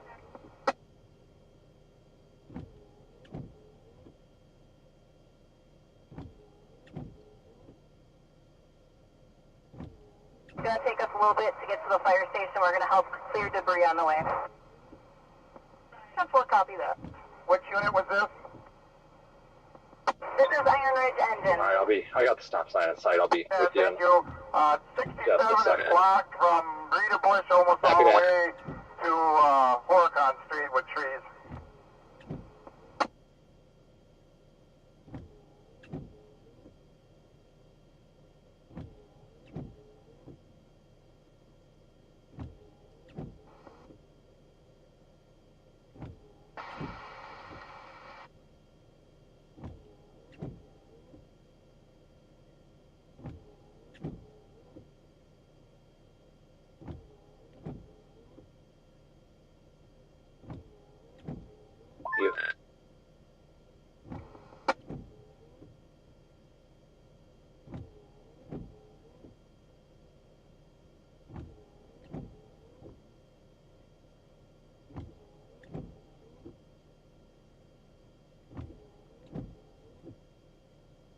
Evacuate so we can...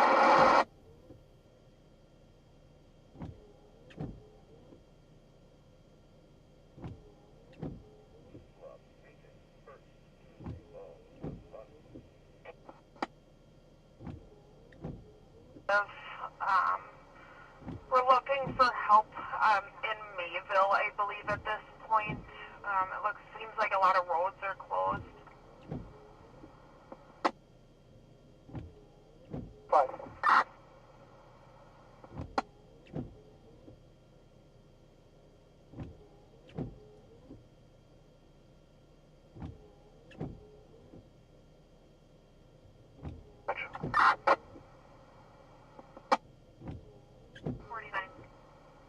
I got a down line on the roadway on AY, just outside the village. I'm sorry. Anyway, Dodge.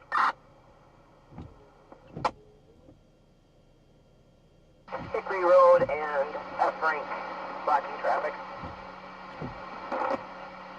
Yep.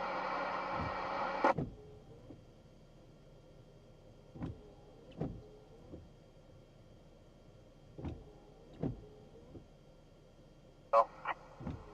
10-4. For 13400, you guys copy. If you want to stand by with one truck, that's fine. We're going to continue on.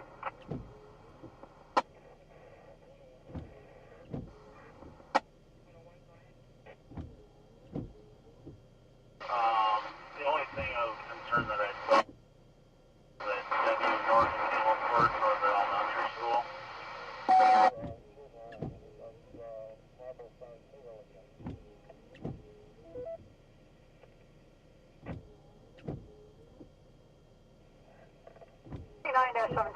assigned to the second alarm level for the disaster in Mayville. Reference to tornado. Staging will be at the Mayville Fire Station.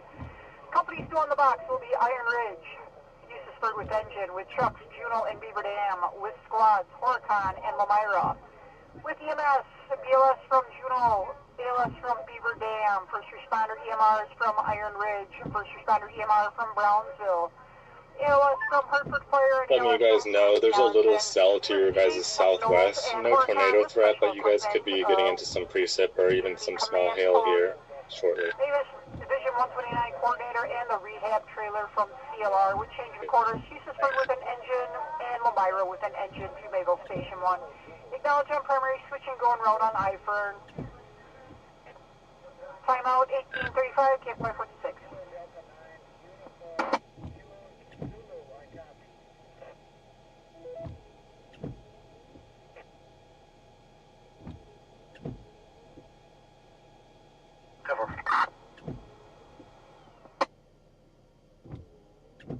Calling us off static.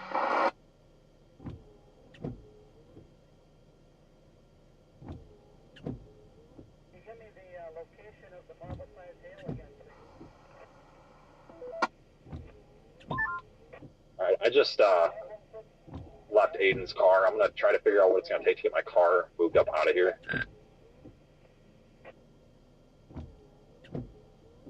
Understood. Stay by there. I'm going to have 309 go to South Main. Halfway.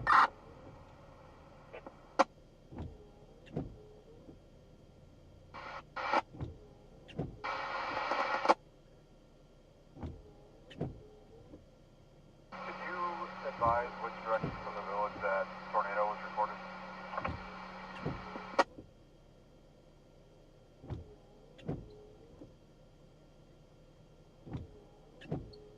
Did you copy that report? WB9A.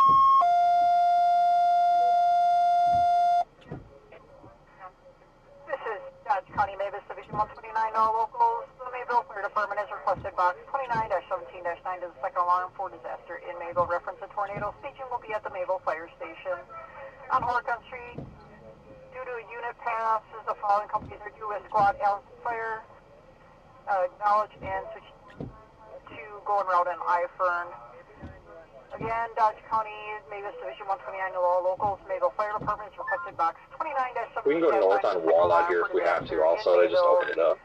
With staging at the Mayville Fire Station, companies still on the box with engines, Iron Ridge and Eustisburg, with trucks, Juneau and Beaver Dam, with squads, Horicon and Lamira, with EMS, Juneau, Beaver Dam, Iron Ridge first responders, Brownville first responders, Hartford Fire, Allenton EMS, with Chiefs, Knowles and Horicon, with special equipment, command post, Mavis Division 129 coordinator, rehab trailer from CLR, with change quarters, Eustisburg with an engine and Lamira with an engine.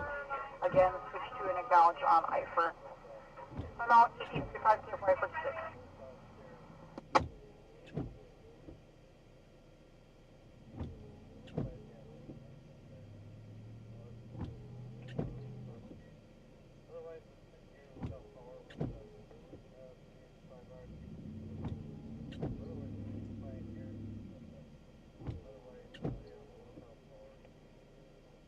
We're tending to issues in our own city at this time. Copy that.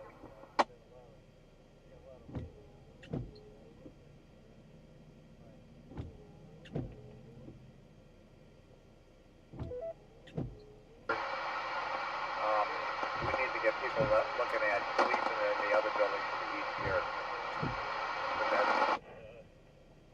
Copy that, I've been...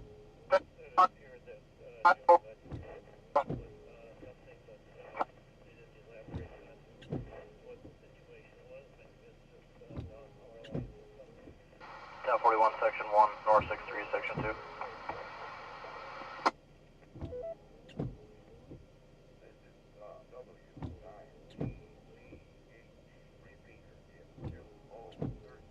There is no power lines involved, so just a tree at that point. Everything else good for now.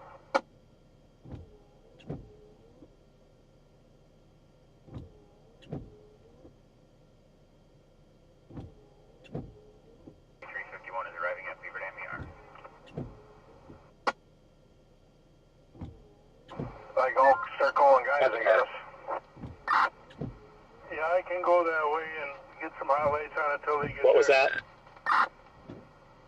10-4. Vince is back at the car.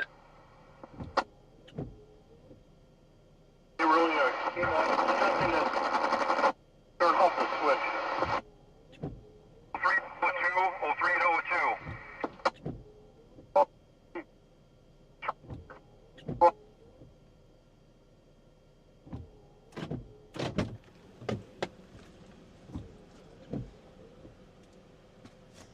He is offering assistance. Do we need it?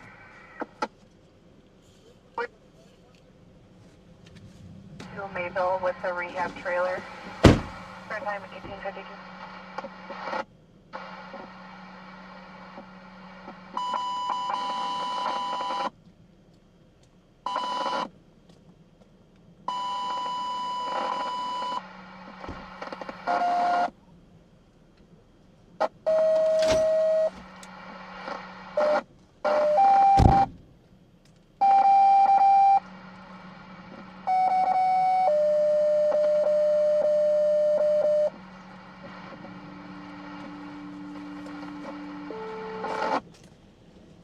Mount Calvary Fire.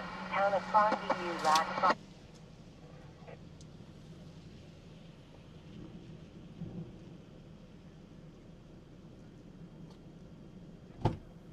Streets are Creekview Road and Timberlane Drive. Time of 1852.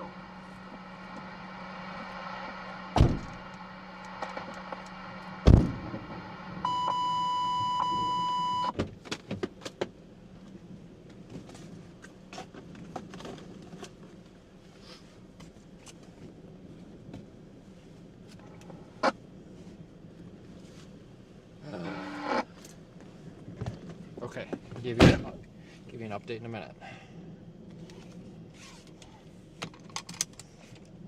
1451.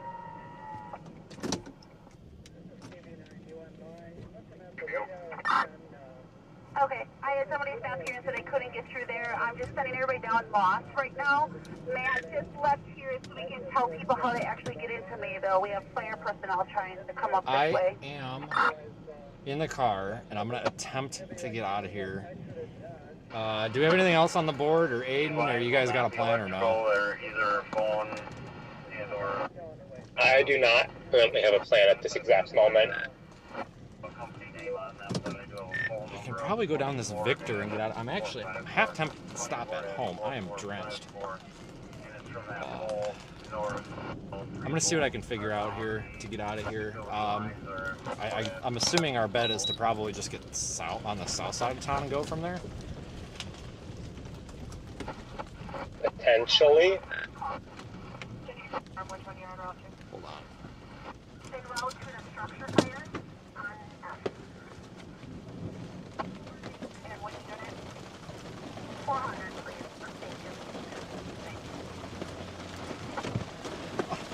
Totally just left all that stuff on my bumper.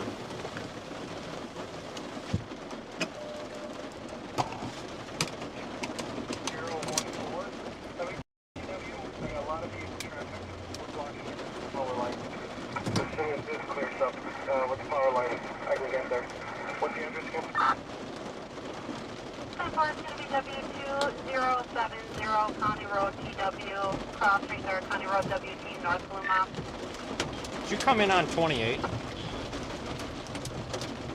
Yeah, and I think that's the way I'm going to go to get out of here. Yeah, I'm almost thinking we'd have better luck going west and then dropping south wherever that is. But I gotta figure out how the hell to get around the cemetery.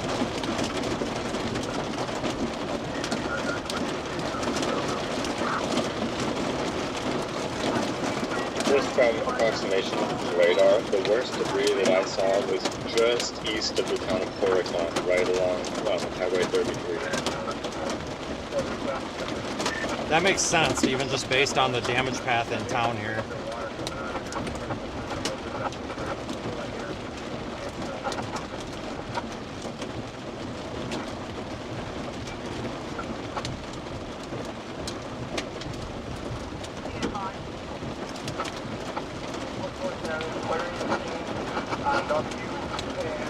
Portland Drive, we have phone notes for Core Company, responding to the subject player. All right, it looks like I can get to 67, which is main. That was open. I came in on 67.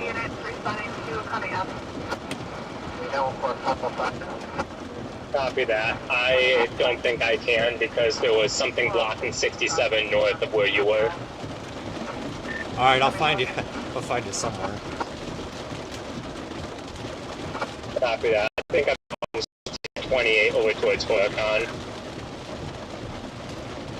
Copy. Once I figure out a destination for tomorrow, I can try to route the hell out of here, I guess. I might just put like Rockford in just to get going that way. Horicon ambulance, we're on the south end of town here. We cannot get into town at this station. The road's blocked off on the south. Did you try going down the road to River Drive and go that way and come in by the golf course? We're out on John Street right now by the cemetery. You can't make it to 4th Street? Drive through Pam's parking lot? You want to call me yourself when I give you instructions? Mayville Police to Fire Command on 1. I see, go ahead. This is 301. We can get some fire personnel over in the parking lot, the old Mayville Metal parking lot by the old Mayville pool. There's a number of houses here that have some pretty severe damage. Just to check for injuries. I'm in the parking lot now. You can get around through the main park. You drive to the grass there. I'm going to send a crew over by the old middle school by the pool. And if you want to go ahead, if you're in that area, this thing coming to the parking lot of the old Mayville Metal. There's a number of houses here that have some severe damage. Wait a second. Well, we got one down. Ed checking with them. They're getting farmers to get cows out. Yeah. They look. Oh, all the way down. I went back.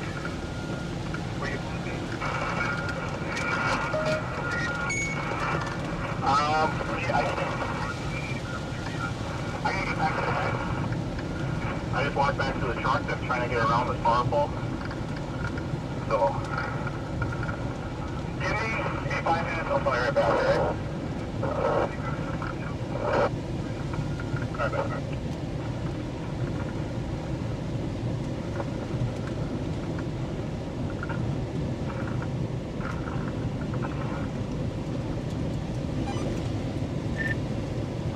It's got me taking County S all the way over, so I'll probably be crossing paths with you here soon.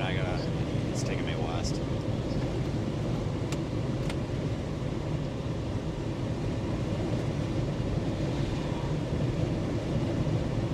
All right, folks, so the damage that I saw was, I would say, like minor to moderate. Hang on. For that fire, did you still need us because we never got an actual page? We got what I would say maybe, I don't know if I want to say moderate, but I would say light to like low end moderate building damage. Basically the buildings that had the most significant damage in Mayville there, the buildings with the most significant damage were poorly built. I shouldn't say poorly built, but like weaker construction, like garages, sheds, things like that. But there is a ton of tree damage. There's a swath through the southwest quadrant of town there that's just chewed up all to hell. I did not come across any injuries. I didn't come across anybody who was in any sort of distress. Everybody seemed all right. We did a very thorough check. We had absolutely zero public safety response down there, probably because they couldn't get to down there. But everybody's all right that I know of, that we've come in contact with. And we checked that like southwest corner of town there. I mean, I walked up basically every street there from wherever the hell it was that I was parked all the way over to Clark Street, which is the westernmost street over by that Piggly Wiggly. I walked every street. There was probably like 16 of them. I walked every one of them, and there were plenty of people coming out of the woodwork. A lot of people were in shelter, that kind of thing. So I'm pretty sure we've got an okay disposition in there. But that right there is exactly why I was in a hurry to get up here. I was very concerned because Mayville, there's not much to Mayville. I was really concerned that there wasn't going to be much response, and there wasn't. And it's not really the fire department's fault or whatever, because everybody that's probably going to the fire department, you know, there's trees down in the way, they're stuck in their homes, things like that. So it's just a real delayed response there, and really not much you can do about it. Just a bad situation to be in. Thankfully, it wasn't worse. I'm going to tell you what, guys, right there is why you need to heed tornado warnings. Can you imagine if that would have been a strong tornado? Like, can you imagine if that would have been like an EF3 tornado that went through there? Oh my God. That would have been terrible.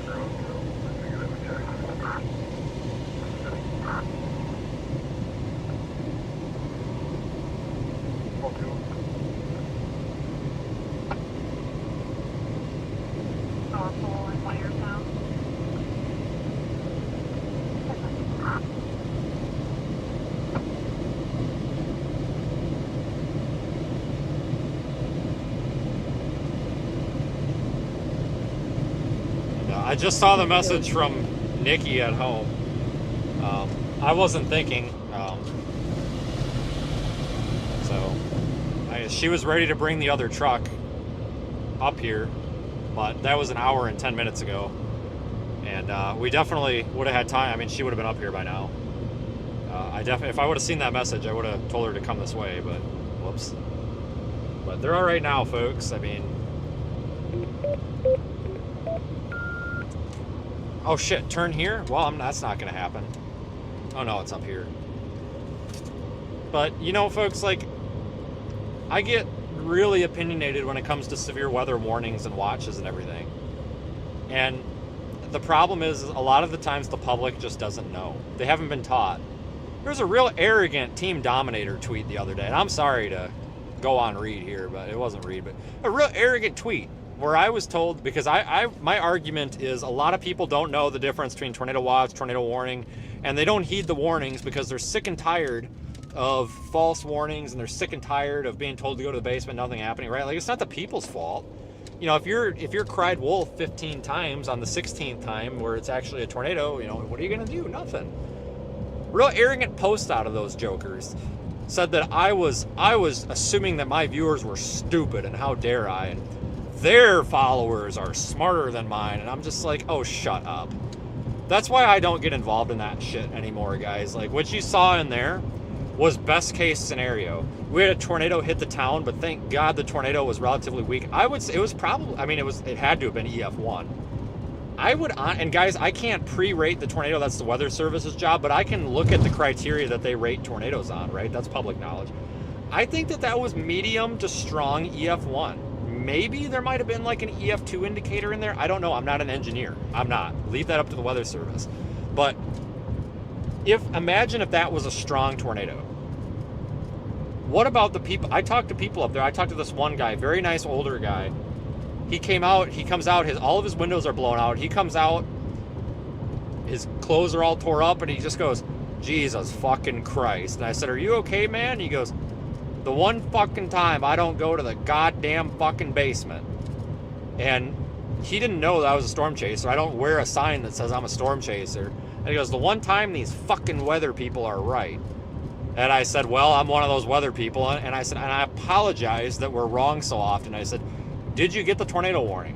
And he said, yeah, but you know how many tornado warnings we get and nothing happens? And I said, I get it, man. I'm your biggest advocate. I said, we need to do a better job. Maybe not the forecasting, but the communicating. I said, I get it. You know, there's a tornado warning, you know, usually there's nothing happen. But I told him, I said, you got a weather radio? He says, yeah, I got a weather radio. I said, when it says that a confirmed tornado, you know, it says the tornado is confirmed, I said, that means that there's some sort of proof. You know, there's radar, there's a radar signature. And I even told him, I said, we can tell by the radar if it's down.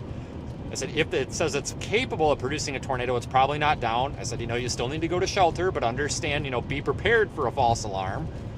And at the end of the 2-minute conversation, he shook my hand and he said, thank you for explaining that to me. Nobody ever did. And I said, well, just so you know, I said, I'm not saying don't shelter for a regular tornado warning, but be prepared for a false alarm. And I feel like if you're prepared for that potential false alarm, if it is a false alarm, it doesn't affect you. You don't turn your nose up at it next time, kind of thing. And, you know, we kind of agreed on that. Very nice guy. And you know what he said right there, and that's why I'm so pissed off at those Team Dominator people about, oh, you just assume your followers are stupid. No, my followers aren't stupid. However, I will tell you that the public is ignorant. Look up ignorant, folks. Ignorant basically means you just don't know something. You're not privileged to that knowledge. There's a lot of folks that are ignorant to these situations because they're always hearing, oh, the tornado's coming, but it never comes. Well, they also don't know the difference. They don't know there's different levels of tornado warnings. In my opinion, we should be coding tornado warnings different. I think in the future, we should have a different EAS FIPS code for a confirmed tornado so that when your weather radio goes off, it makes a different sound or something. You know, you've got your tornado warning. Maybe instead of making an alert tone, it just beeps and opens up the audio. But we've got a different FIPS code for confirmed tornado where it actually, you know, sounds the alert siren and all that. You know, I don't think this was a PDS. If anybody can confirm, that'd be great. I don't think this was a PDS warning. It probably should have been, but how would the Weather Service have known that? Because if you look at this, and this isn't a Weather Service fault here, that CC drop went away. And then it came back right over town. I think this thing just went away and then dropped over Mayville. So this wasn't a Weather Service screw up. Milwaukee did a fantastic job making sure that was confirmed right away. The Weather Service did everything they should. But it's not the public's fault for not understanding this stuff. Because, yes, you can look at the viewers and stuff on the internet. Chances are, if you're a storm chasing fan, you understand tornado warnings and watches and all that. I get it. The general public does not give a shit. And do you blame them? Seriously, do you blame them? I don't. I think that the weather industry will be a better place when we start accepting that the people are our audience and who we're trying to communicate to. We're not trying to communicate to meteorologists, we're trying to communicate to people. We've got to stop messaging tornadoes and deadly storms as if we're messaging people that know what's happening. We need to message them as if they have no clue what's happening, because they might not, and that doesn't make them stupid. You know, that really pissed me off for them to say that I was, you know, assuming that my viewers are stupid and shit. It's got nothing to do with these people being stupid. It's just they don't know. You know, if you ask me to calculate what it takes to get to the moon or whatever, you know, or SpaceX, or calculate how to get a satellite into space, I'm going to tell you I ain't got a clue. I'm not stupid. I'm ignorant. I don't know. Nobody's taught me. You know what I'm saying? I don't know how to perform brain surgery either. I'm not stupid because I can't perform brain surgery. Nobody's taught me. You know what I'm saying? So that's my message, and I try to mention that every time that we come across tornado damage, because if we can educate more people on this, they won't be ignorant to the topic, and then they can educate people. You know, branch out, spread the knowledge, kind of thing. James does say it best, Matt. Guys, I need to get a collaboration going with James. I'm dead serious. Like, him and I are two peas in a pod on this topic, and he's absolutely right. And he truly is an expert on this, and I fully believe that what he preaches, you know, is gospel on this, because, you know, it's really arrogant to have a tornado hit a town and be like, well, dumbasses, we told you it was coming, it's your own fault. You know how many storm chasers say that? A lot, guys. You know how many people in the weather industry say that? A lot. They're always, oh, well, you should have listened. Like, shut up. What do you mean you should have listened? We tell them shit all the time, and it's wrong all the time. We tell them it's going to be 90 degrees out, and then it's 70 degrees. We say it's going to rain, and then it's sunny. We say that it's going to snow 8 inches, and we get 2. We're wrong all the fucking time. It's not the people's fault, and it's not our fault that we're wrong. We can only do as good as our model data is and our observations and stuff. There's nothing wrong with us. I think we need to be straightforward as weather people and say, hey, we don't know. There might be a tornado here, but there might not. Get in your effing basement just in case. Because you know what people will listen to is honesty. Hey guys, it looks like there might be a tornado about to form here, but we're not sure, but please go to your basement anyway. I guarantee you more people will go to their basement than if you just say, oh, there's a tornado warning, see you later. Guaranteed. Like, we have to be honest, and James is a perfect example of that, because I've seen his coverage on air, and I've listened to it on the radio when I'm down there, and he's flat out honest with people. oh guys, this is a QLCS circulation. You know how these are. They're transient. Sometimes they spin up, sometimes they don't. You know, you need to take shelter, but understand there might not be one here. By the time that we get the next radar scan, it might be gone, but prepare for a tornado anyway. People listen to that. And as soon as you can start communicating with people, it's not about being polite. It's not about talking or anything. It's talking to people on their level. You know, the comment about the Dollar Generals and stuff, exactly. Oh my God, we got a farm destroyed here. I got a farm destroyed up here, Aiden. I'm going to check it out. It's on North Grove Road, north of County Sam. It's going to be at like the corner of David Paul and North Grove. But, you know, you got to just be level with these people. You know, you can't... I missed the first part of that. Farm destroyed up here. I'm going to go check it. It's on at Sam, and it's north of Grove on... or I'm sorry, it's north of Sam on Grove. It's up by David Frank DF. It's north of Juneau here. It looks like they might have, oh my God, this place is screwed up. It looks like this might be a damage path here. I'm just going to peep on it here. But you got to talk to people on their level. It doesn't mean talk down to them. It just means, hey, you know, if somebody doesn't know something, you got to explain it. And I don't want to show too much in case there's injuries. But that's what we got up there. Yeah, you're coming up right on where I would expect you to see some damage. Like I said, I don't want to show too much in case there's injuries that we don't know about. Just out of respect. Okay, I don't think you can get through up here at all. They're letting people through, but there's also a lot of people turning around. I think there's a big ass mess up ahead. I'm gonna turn around and go south. It is it's like a big grain silo knocked over, barn destroyed. They need to get out. I want to stay out of their way here. It looks like they got a bunch of cows out trying to get them in cattle trailers, but it looks like they're attending to. There's probably 7 trailers here.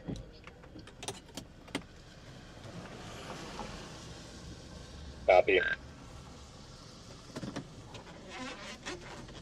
Yeah, we're gonna not go up. Oh yeah, it's a mess up there. But there's plenty of people here.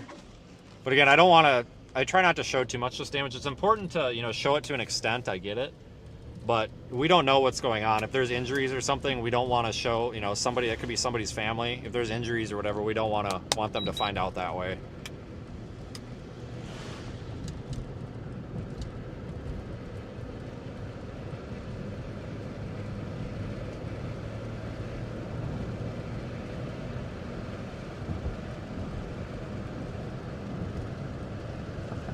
Oh, that's your... Okay, so Crystal's in the chat, says it's... Okay, alright, well, there's no injuries. Alright, well, that's Crystal's friend. Well, I hope they're... It looks like the roof of the house, but it looks like the house is somewhat okay. It's a real shame out here, folks, because, you know, there's a guy on Twitter who's... I just call him the big, tubby, freaking storm cowboy. I'm saying, big old tubby guy on Twitter that's just... Big old, too big for his britches, Wisconsin storm chaser guy. Oh yeah, we got like 200 tornadoes in Wisconsin. Yeah, buddy, we get 200 tornadoes in Wisconsin. They're all EF0s. Nobody gives a shit. You know, so a lot of people are complacent because up in Wisconsin, when we think of tornadoes, I live here. Okay, when we think of tornadoes, we think of little EF0s that don't do a damn thing. We don't think of this. You know, we don't think of damaging tornadoes. We're not used to it. So a lot of times, honestly, people think, oh, a tornado coming, you know, big whoop-de-doo. So, you know, it's you got to kind of understand that this is also a different audience. This ain't Oklahoma where they're used to wedge tornadoes going through. Oh yeah, if we would have went north on 26, guys, it's absolutely screwed up here. Oh my God. Just debris everywhere. What a mess. But you gotta give these people some respect. I didn't, you know, everybody that was out in that town, there were people coming out of their homes. They were helping each other. You know, it wasn't just people going, oh my God, the damage. No, it was people actually helping each other. You know, so you got to give it that. You know, there's some pretty good people. And honestly, Wisconsin in general, it's pretty good people most of the time. 127, Dr. 127, go ahead. The tree that's leaning them against the wire is now catching fire. Neat. 10-4. The tree touching the wires is catching fire. That sounds interesting. We should go over there.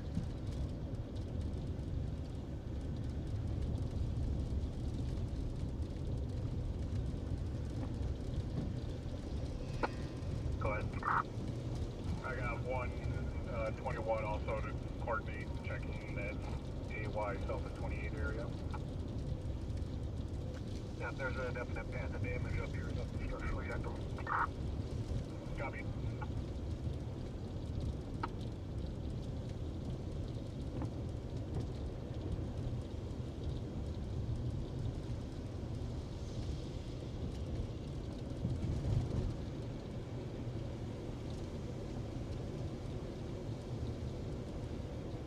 I'm clearing up there for land.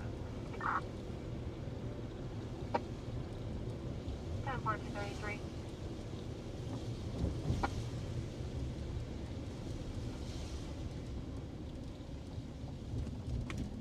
Alright, do I want to go... Probably gonna end up going south.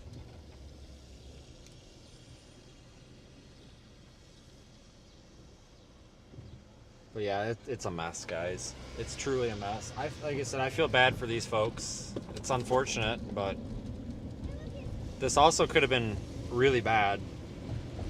But listen, folks. I mean, damn it.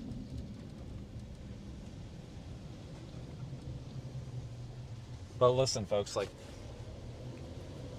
this was relatively, I don't want to say it was a weak tornado, because it definitely did some pretty good damage, but just think about it. Can you imagine if that would have been a strong tornado?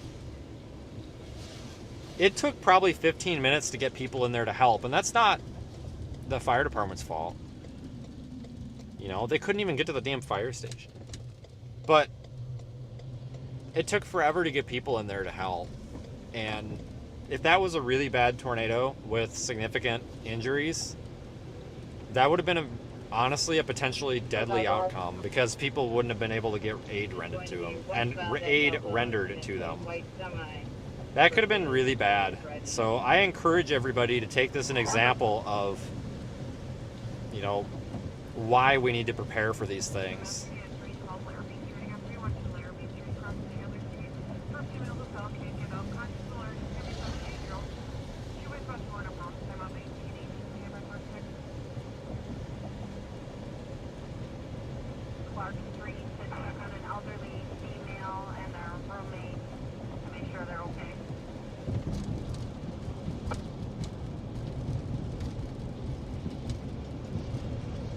I didn't expect that today.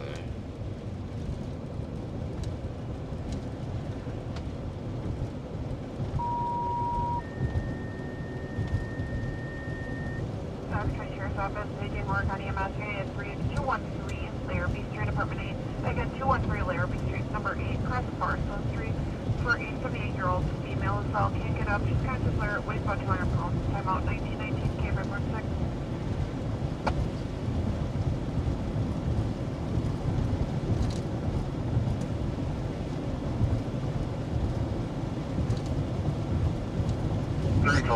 Welfare check.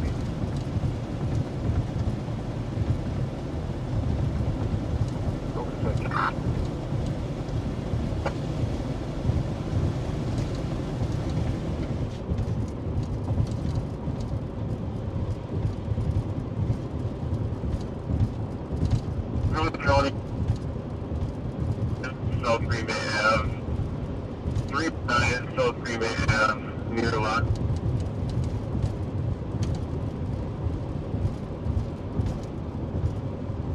Storm sewer drain. 319 South Green Bay Ave.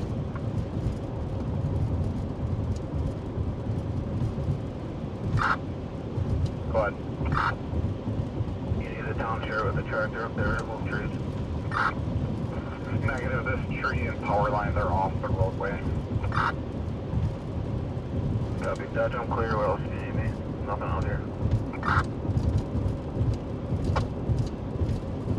10-4, stand by.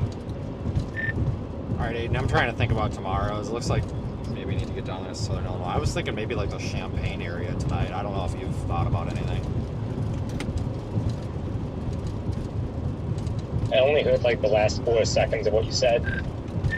Sorry. I'm trying to think about where to go. I was thinking maybe going down toward like Champaign, Illinois area tonight. Looks like it's going to be Southern Illinois, maybe even like Western Kentucky. Just going off of like SREF models and everything. I didn't know if you had a plan or anything yet. Not really. I'm just trying to get around all of the closed roads, and I think I've finally passed them, and now I'm just heading south. Okay, if you just got on 26, I might be the car behind you. Just passing KW now. If you're behind the truck. Yeah, that's you. Alright. I'm gonna see how far I am from Champaign, because I'd like to get down there a ways in case tomorrow goes early, but it would add about 45 minutes for me to go home. I'm trying to figure out if I got time to go home or not. I guess that depends on how early tomorrow is, so I'm gonna start looking. Yeah, I mainly just want to find a nice place further south to get to and go and like have something really nice for supper. I'm starving. Well, if you want a detour, you can go to my house. Yeah, it's about 35 minutes out of the way. I put Champaign in. It's 3 hours 56 minutes. I'm not staying at home tonight, but I'm trying to figure out if I got time to go home and change. I'm freaking soaked. This is not exactly. I didn't really want to end up this far north. This kind of sucks. Yeah, I didn't quite know where I would end up today, and I can say I didn't expect to end up like right here.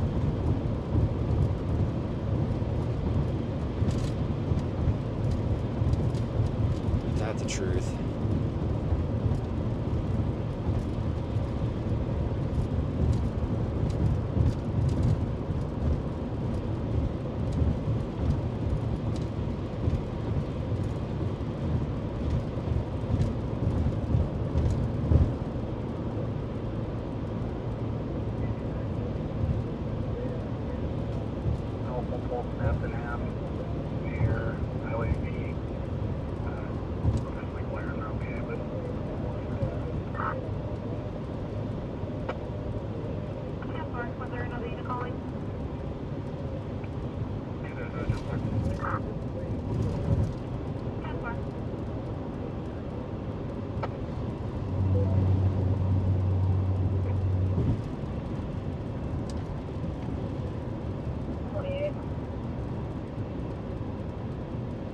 Go ahead.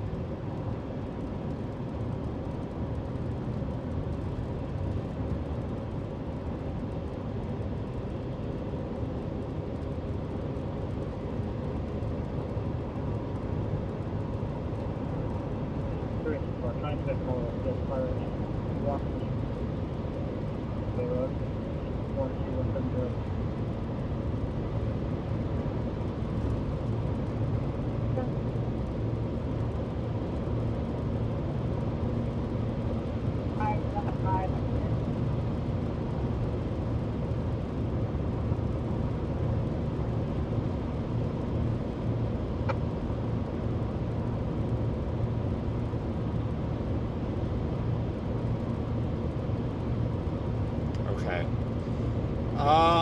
Let me look. I2 debris.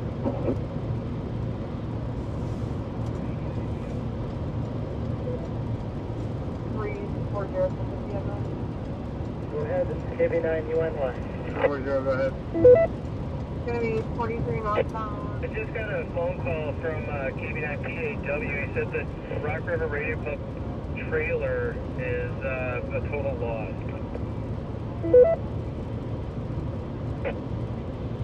Oh my goodness, I know they got hit over there. They got hit so bad. Yeah, he lives in the neighborhood. He said it was definitely not in the yard anymore, and it crumpled up pretty good at the end of the street. I'm trying to figure out what I'm doing here, folks, so I go to the right road. Wow, yeah, there's widespread damage in that part of the county and to the northeast part of the county. So, yeah, it's something. Sorry, somebody was talking. I didn't get that last little bit there, but yeah, definite problem with Ulster Dodge County here.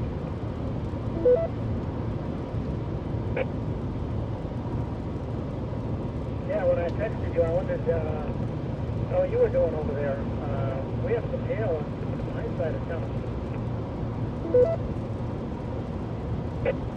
Yeah, it was windy and some hail by us too. The hail was a quarter, slightly bigger than a quarter. I picked a couple pieces up off the ground, but lots of lightning. But yeah, I'm sure that was fairly similar by you as well.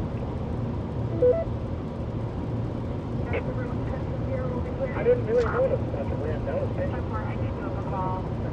My new partner is going to contact the line.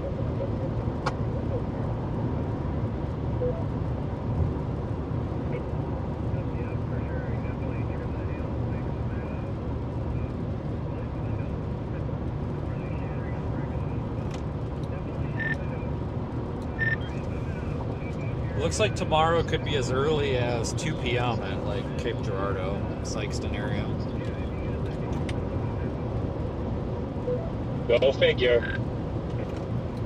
Yeah, like a lot of the composite indices are really lighting up the Mayfield area. So I was thinking about just like putting Paducah in the GPS just to go like that general direction. And just to get going south, I guess. Might not be a bad call. Yeah.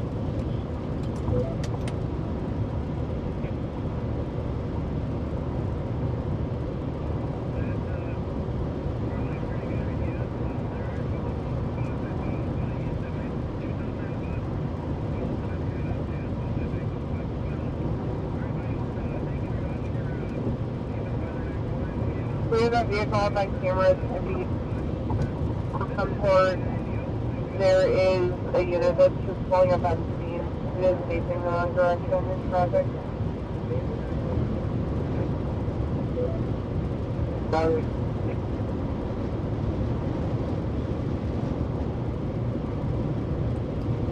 Alright guys, I'm probably gonna shut this down. I mean, we're done.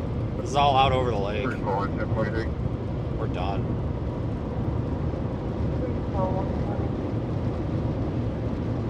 Not sure if 340 copies the city's traffic, but they're asking for the on 43 to be shut down.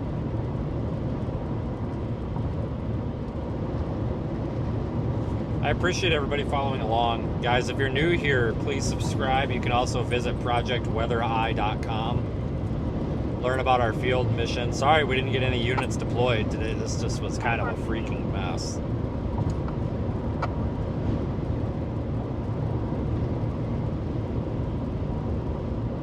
Yeah, we're going south for tomorrow.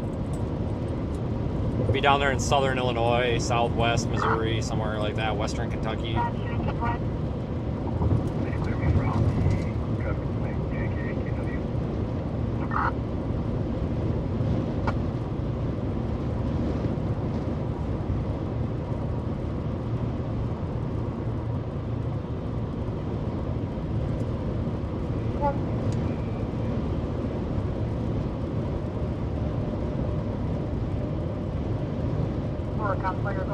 The station right now, so you guys get back. 10-4.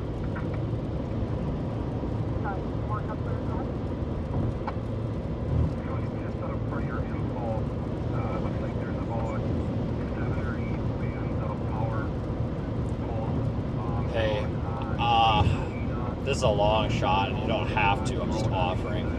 If you guys, including all of you guys, if you guys want a dinner, you could come to Janesville, and I'd pay for it, but you probably had dinner already. Oh, fuck. Okay. Because I'm going to be going through Janesville in like an hour, but... Oh, okay. Alright, talk to you later.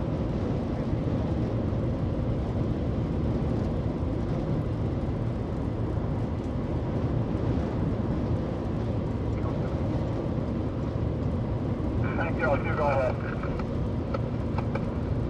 We're on Minerva Street right now. You want us to hit Dexter Road or you want us to return? If you want to hit Dexter, I'll go out to the campground. I don't know how far you go. They did say there were some trees on the one farmhouse. Good for you. You can run over Dexter Road.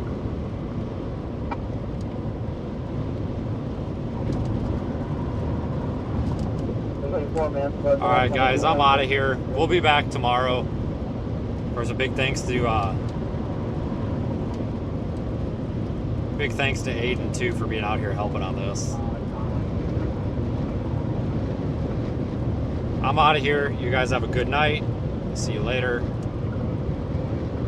And it'll take me a minute to flip this over here, but see you tomorrow.